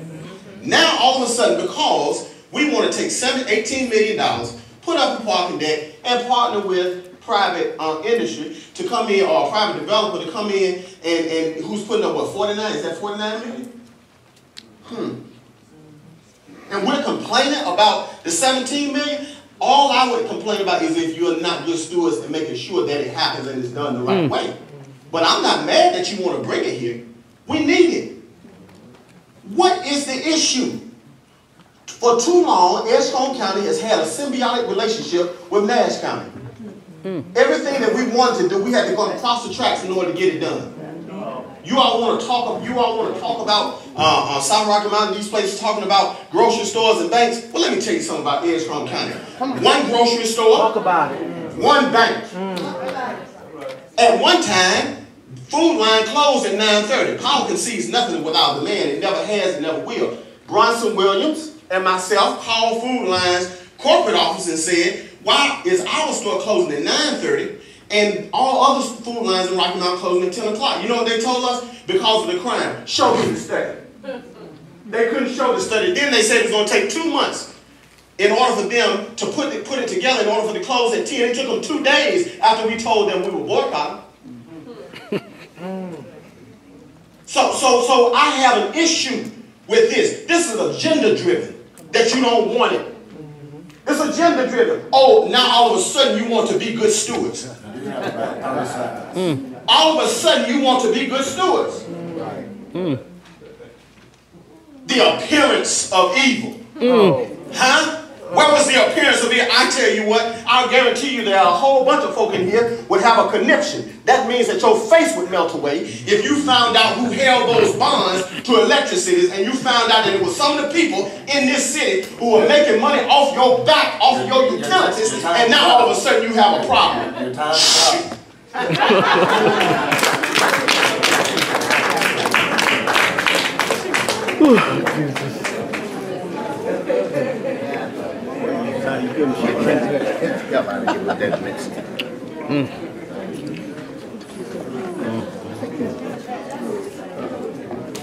Mayor, City Council, I'm Robbie Davis, and I stand only, I didn't come here tonight to say anything, but I have a little bit of concern about the procedure you had tonight. It appears that most of your comments about item 8, the public hearing itself, item 7, was done under public comment. My question is, will those comments that were made either for the parking deck and of course against the parking deck be included in the minutes in a fashion so if you read the minutes of the public hearing on this item, which people will be doing in the future, will all comments be included under that item so you'll understand there were many comments made that are not going to be under the public comment section for this particular item. And so you will incorporate those public comments and move them into this line item, so if you only go on your agenda and your minutes, you look at it, they will be in the right place, so you will recognize it. Yes, sir. Okay, thank you. I'll tell them to do it then. Now, again, we talked about the parking deck, so now it's not, you're not gonna come back. It's the parking deck. But no, but you talked about the hotel development. Right. I made a comment when we started that there was a public hearing coming up, but so if you spoke about the hotel development at that time, we were not gonna let you come back up and speak about it again. Okay, so the parking deck is separate from that. No, you talked about the development. No problem. Okay, I just want everybody to be clear, so, all right, anybody new that hadn't spoken on the development yet? If not, the public hearing portion is closed. The only thing we were doing is receiving public comment. If the council would like to move forward, then that's all we were doing on item number 7 tonight. Number 8 is a consideration of a resolution authorizing the filing of an application for approval of an installment financing contract relative to financing for a downtown development structure garage project estimated at $17,750,000. It is a requirement of the local government commission prior to proceeding with financing. The recommended action is to adopt the resolution. And this is not a public hearing, but if council members would like to vote on that, or if you want to make comments. I'd like to make a motion to approve the resolution. We have a motion and a second. Any discussion? I'll be voting no, and I'd like to share the comment that I had intended to make during the council meeting 2 weeks ago, and I was out of town and sent it as a written document, but I understand that we did not have a procedure in place to allow a fellow council member or the Mayor Pro Tem to enter that statement on my behalf. As background, the event center, and before that, the Rocky Mountain train station renovation, the downtown streetscape project, the Imperial Center, and the Douglas Block were public investment projects undertaken by the city in order to create a downtown attractive to private investment. In other words, to incentivize private investment. The event center has been open less than a year. There has not yet been time for the resulting private investment to much even begin being realized. The construction of the event center required taking on significant debt. Council was told at that time the city should not take on additional debt until that debt was significantly amortized. Entering into this proposed public-private project would require further direct and indirect public investment and would further restrict the city's capacity to borrow should the need arise. No design plan has been created to guide the development of the downtown area around the event center. No request for proposal, called an RFP, was issued before the city staff entered into discussions with the current intended developer. Therefore, council does not have alternate proposals to consider. However, construction costs per parking space appear to be higher than comparable construction costs in our area. At each step in the process, documents have come to council late in the week, allowing insufficient time for council members to read and absorb before a vote is expected on the following Monday. For the reasons stated above, I do not support the proposed public-private project. A downtown hotel will be a great economic boost at the right time, properly planned and properly executed. This is none of those things. Thank you.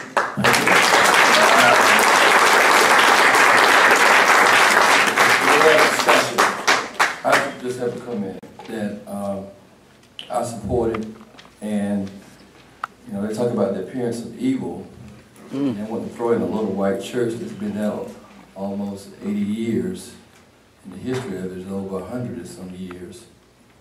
That was built for a black mission, the Holy Hope mission. It became a church.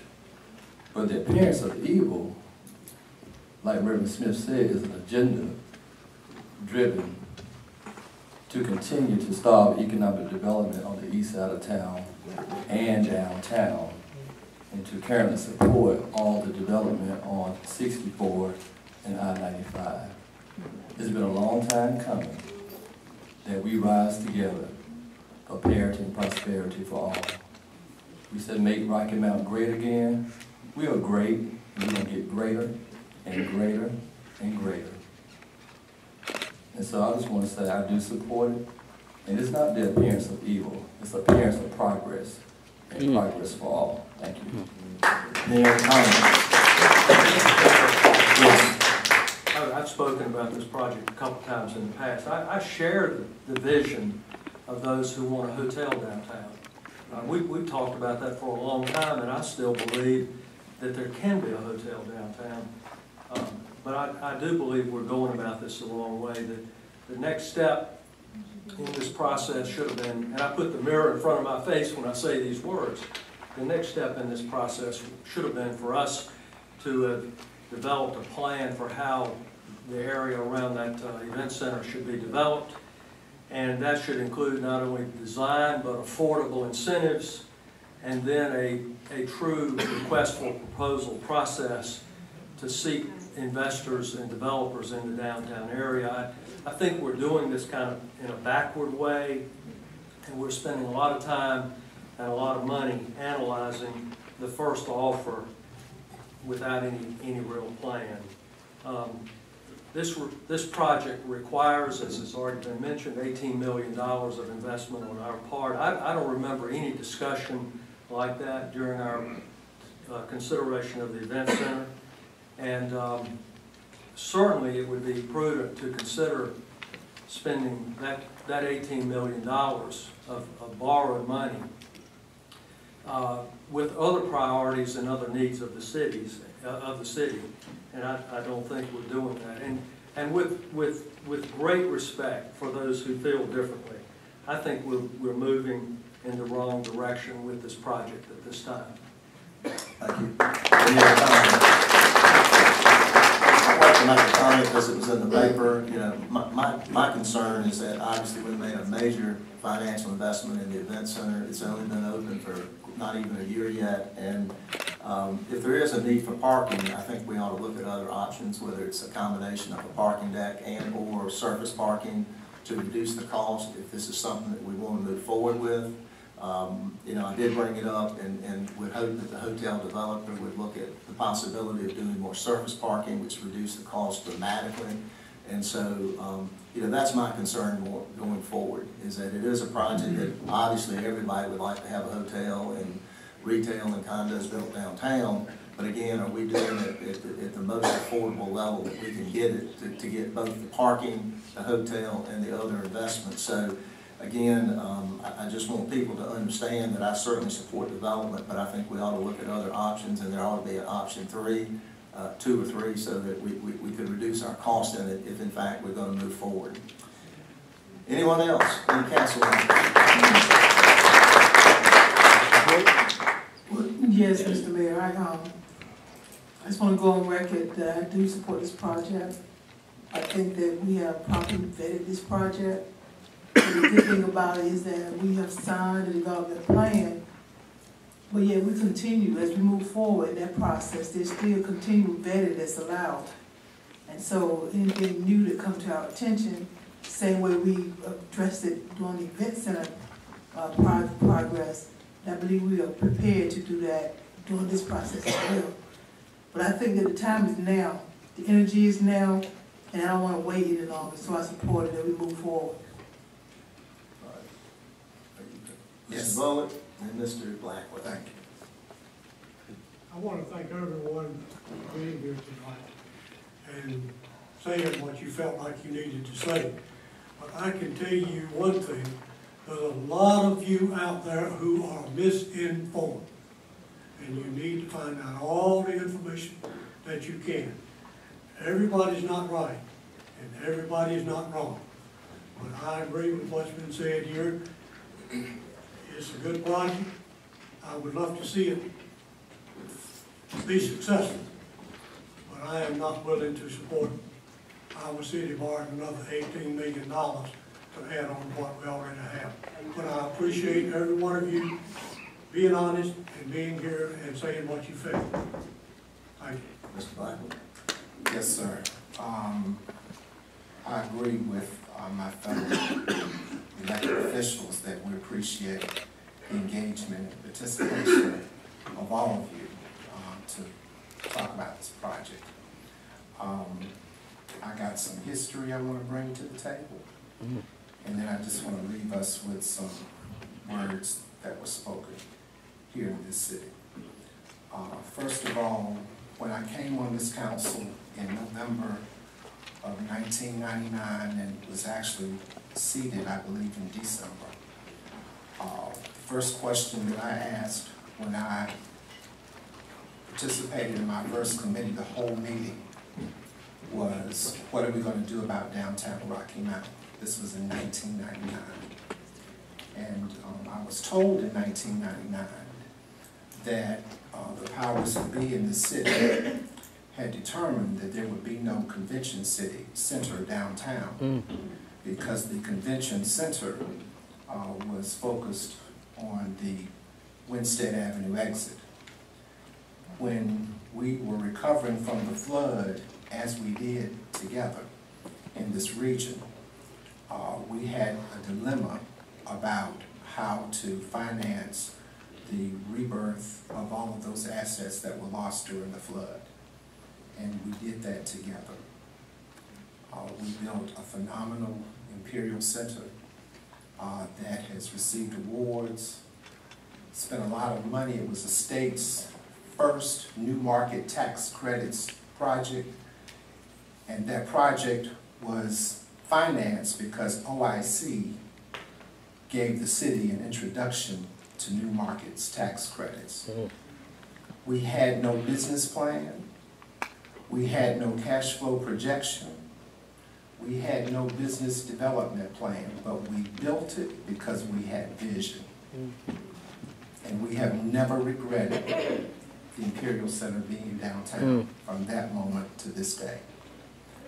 We vetted the event center project years later, and it's interesting that while the city supported infrastructure development across this entire region, but especially in corridors of commerce, the city council, regardless of the hue and tone of the skin of these individuals that sit at this table, we made investments on the Nash side of town, and we made investments on the Edgecombe side of town. We were told by the entity that hold the trust of hotel tax revenues, that our money could be spent anywhere in Rocky Mount except in the convention center downtown. We were not allowed to invest hotel revenue in the event center downtown. But yet, I look at marketing materials about what makes Rocky Mount great. And the event center is all in there, isn't it? Because it's making Rocky Mount great. Educate. It's phenomenal. That's right. The energy and the activity taking place in our community. And it's overdue. Now, this parking deck is what the developer of the hotel said that the flagship or the flag hotelier, Marriott, required in order to make this investment possible. I've been doing economic development for 30 years.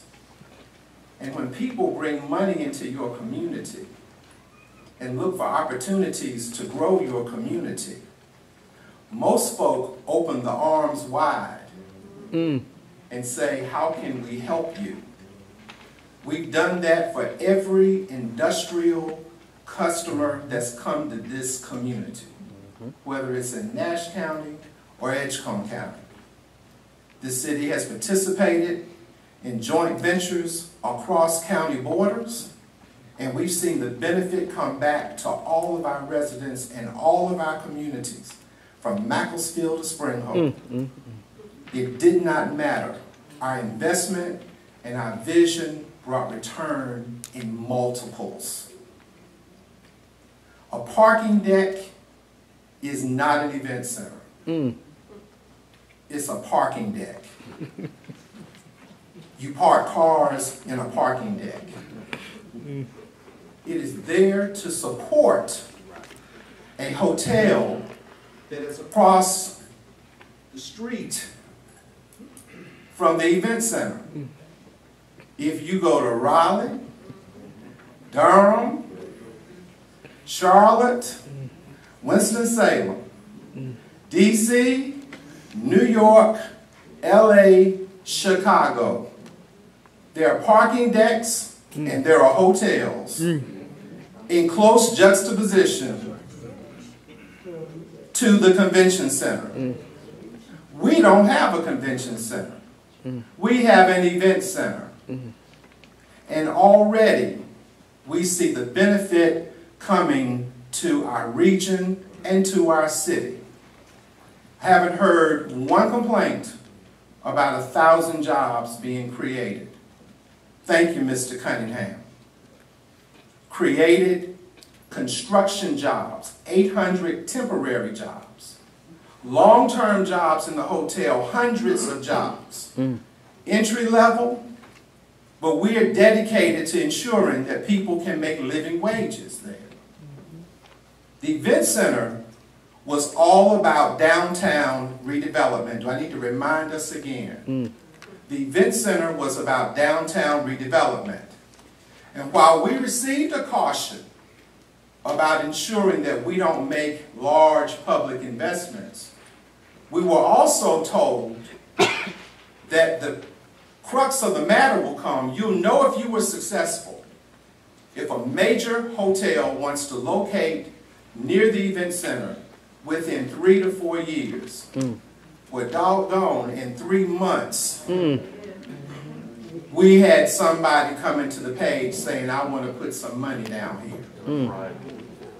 We've seen retail sales growth increase in Edgecombe County in numbers that we've never seen since I've been sitting up here. People are working. There's excitement in the real estate market. And people have hope that there are jobs. I want to read something to you. My phone keeps going out. Just bear with me. Here we go. I want to read something that somebody said when he came to Rocky Mount. He said, in a sense, we've come to our nation's capital to cash a check. when the architects of our republic wrote the magnificent words of the Constitution and the Declaration of Independence, they were signing a promissory note to which every American was to fall heir.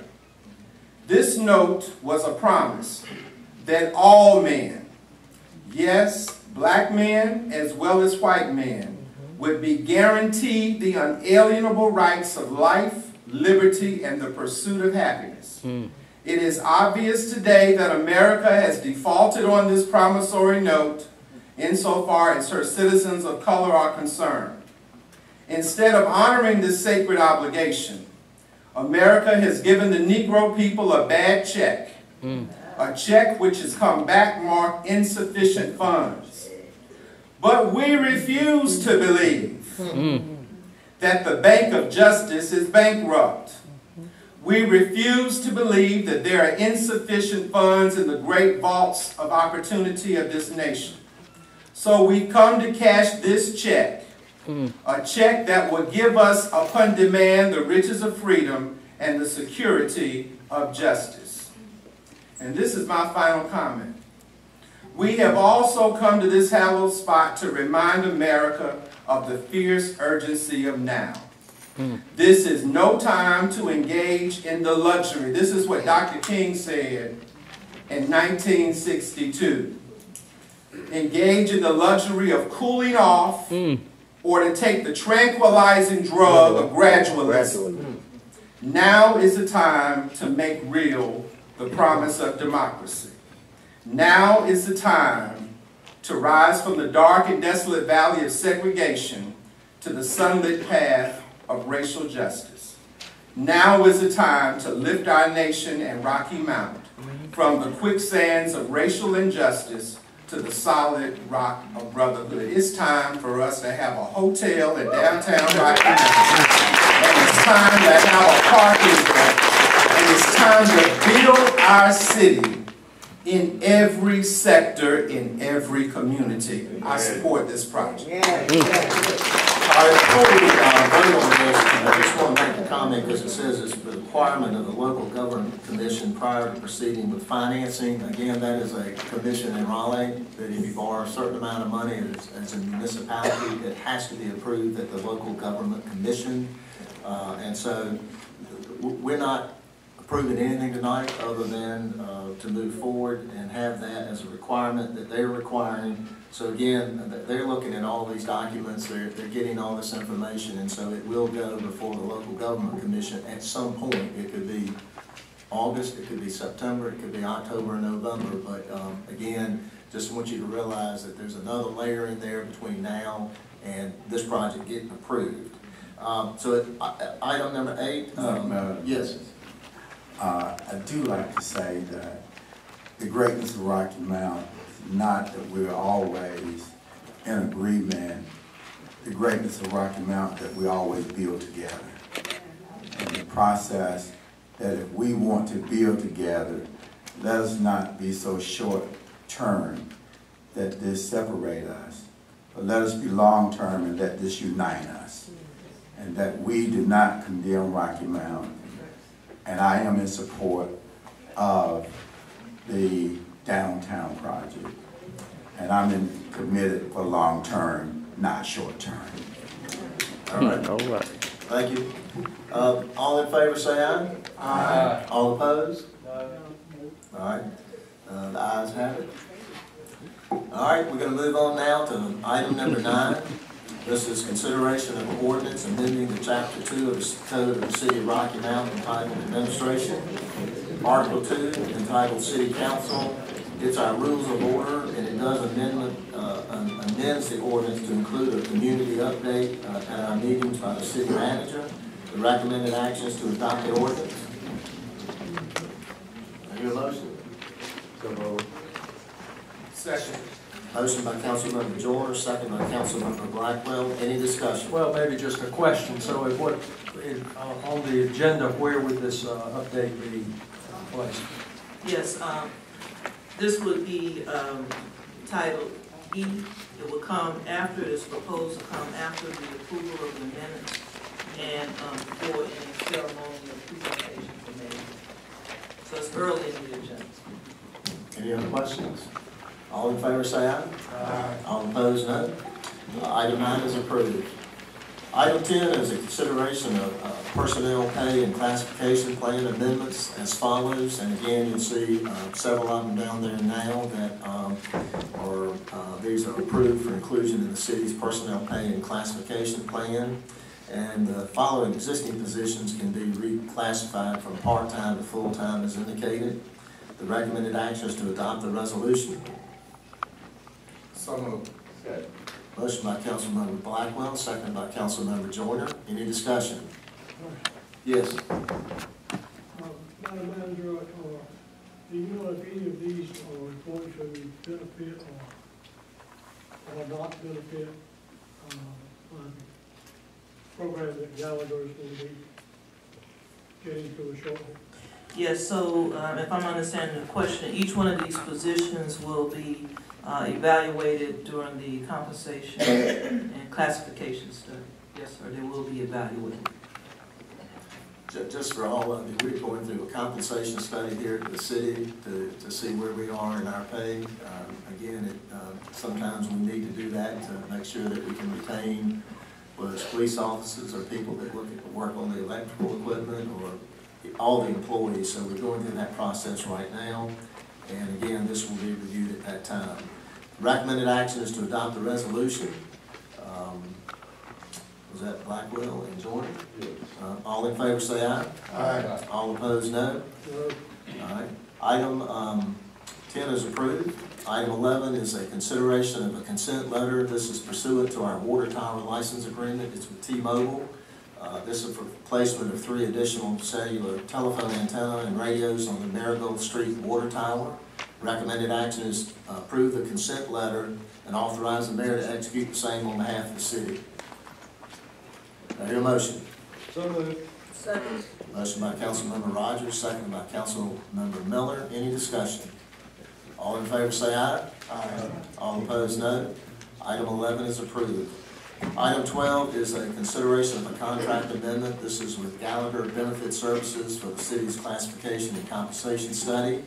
The recommended action is to approve the contract amendment and authorize the mayor and city clerk to execute the same on behalf of the city. Motion to approve. Second. Motion by Councilmember Watkins, second by Councilmember Blackwell. Is there any discussion? Mayor, as I mentioned in the committee of the whole meeting, I will be voting against this request. I'm having indigestion over the cost of this this consulting study. I think we ought to be doing it more frequently, and I am of the belief that we could. We probably are too late in the game at this point with this particular project, but I'm voting in protest of the cost of it, and I think we ought to be able to do it in a different way, in a less expensive way, and perhaps even a more effective way. Any other comments? I'm not voting yes because I'm happy about the need to approve an increase in contract in the price. But we are in the middle of the study and it's necessary to complete it and we have to pay them to do that. I think that the reason the project price has gone up so much is because it's been strung out so long, and a part of that is because of the reorganization of the city, all the new positions that were created, the shifting around department alignments and that kind of thing. Now, those have to happen from time to time, I understand, but everything has consequences, and when you make all those changes, it bumps up the cost of this study. So that's where we are. Any other comments? All in favor say aye. Aye. All opposed, no. No. All right, we have 5 yeses and 2 noes. Item 12 is approved. Item 13 is a consideration of a bid and budget ordinance for vehicular and pedestrian wayfinding. This is awarded to Bright Light Signs Incorporated.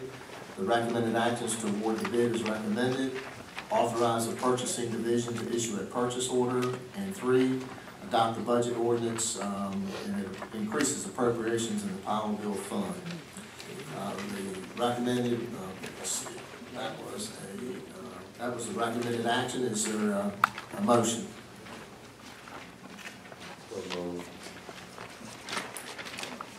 Anybody want to second it? I'll second it. I have a question or a comment. I support this. My question is there a way we can put some wayfinding around the railroad tracks? The trains seem to find ways to stall themselves, and for whatever reason, they're stalling longer than I've ever seen them stall since I've been in Rocky Mountain. And people who are not frequently or don't frequent the cut-arounds don't always know what to do, so they sit there in frustration trying to figure out which way to turn and which way to go. So my request would be that as we are dealing with wayfinding, we help people find a way around the stalled railroad trains downtown. So can we work on increasing signage to help people know how to get over or to go on? Yes. We have a motion and a second. Any other discussion? All in favor say aye. Aye. Yes. Is that a part of your motion that we include that in the signage? Yes. In reference to In this training? budget or looking at it going forward? Now, we got people trying to come downtown now. It's stuck, man. As part of the amendment to the motion, I mean, to the. Thank you, Mr. Knight, for Yes, clarifying. sir. Thank you. Have an amendment to the motion? Yes. Okay. Have a motion, a second?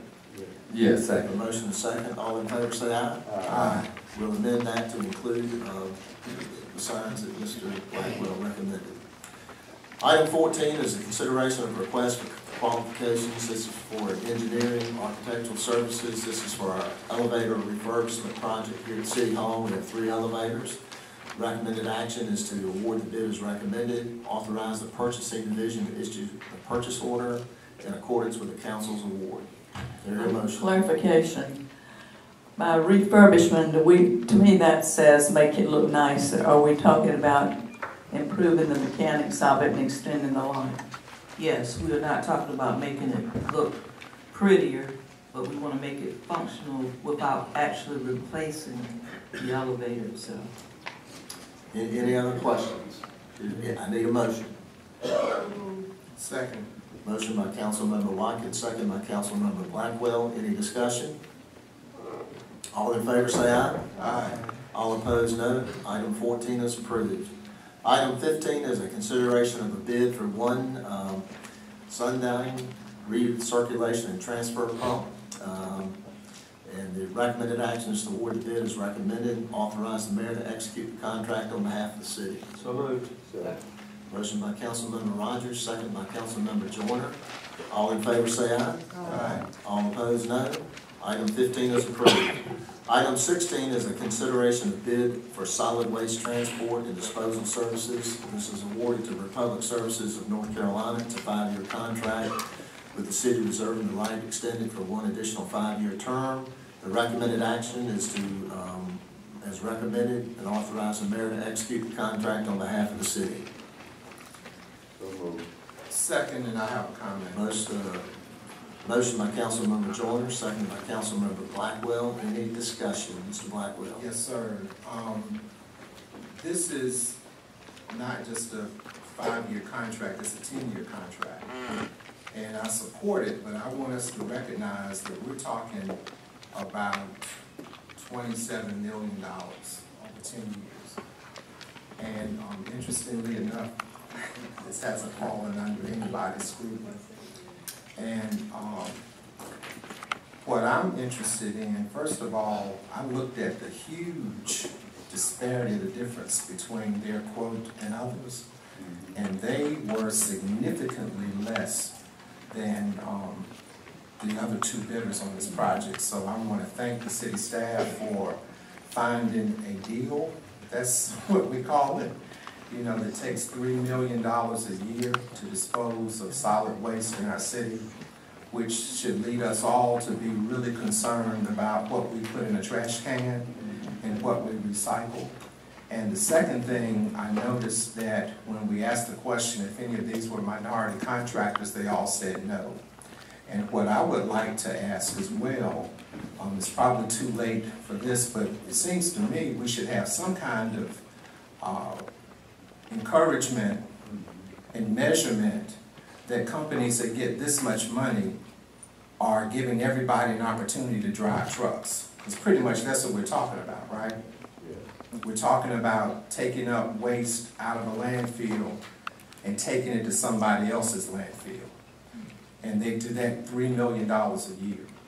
So my question is, how many jobs come back? How many truck drivers do we have in Rocky Mount that can work with this company?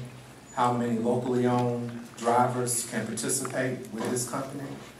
How many minority and women truck drivers can roll up their trucks and participate and make some of this money too, so we can see the benefit of these tax dollars coming back home where we live. If we can do it in Rocky Mount, it can be done everywhere. So I would recommend that we do something about that. Right. I have a question in reference to the information you just spoke about, or your concern.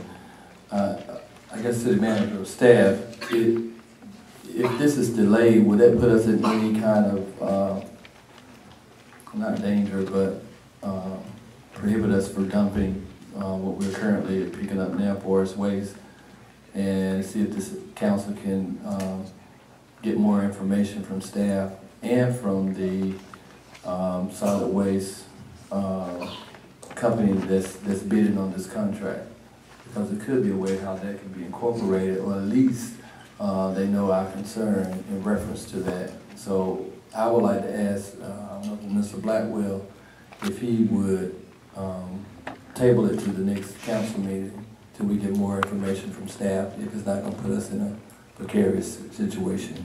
I think it will, sir, but I'll ask Brad to come up and address the timing aspect of this. While we're waiting for Brad to come forward, does not the city require of all our major contractors that they meet those sorts of requirements too?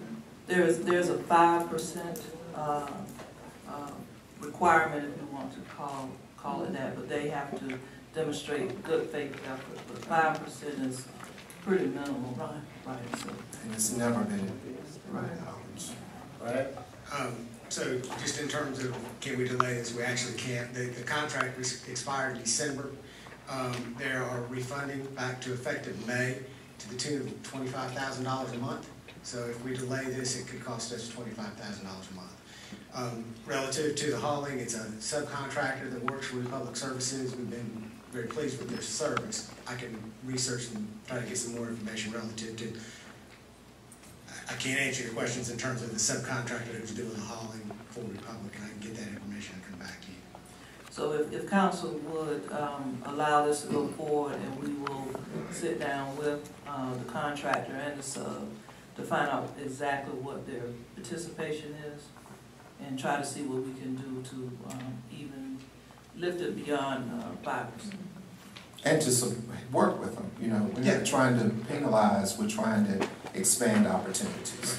I'm going to have to get more information relative to that minority participation of the subcontractor. But I do, as a hauling contractor, has been working for us for a very long time, and we're very pleased with that. Given this information, you still want to table it, or you want to go ahead and ask them? Well, you know, considering the concern that our Director of Public Works has, I'm okay with moving forward. Okay.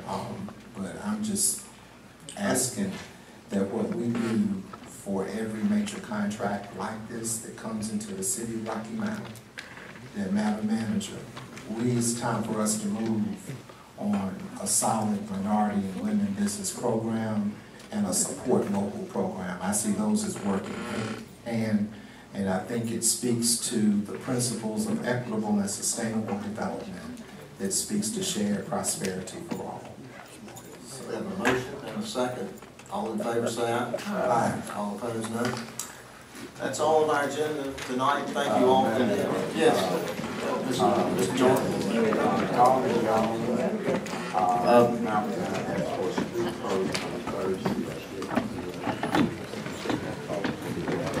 I haven't seen that request, but I think we can approve that. Nobody. Thank you all for being here tonight. We adjourn. Yes, sir. Yes, sir. Hey, thank you. Thanks.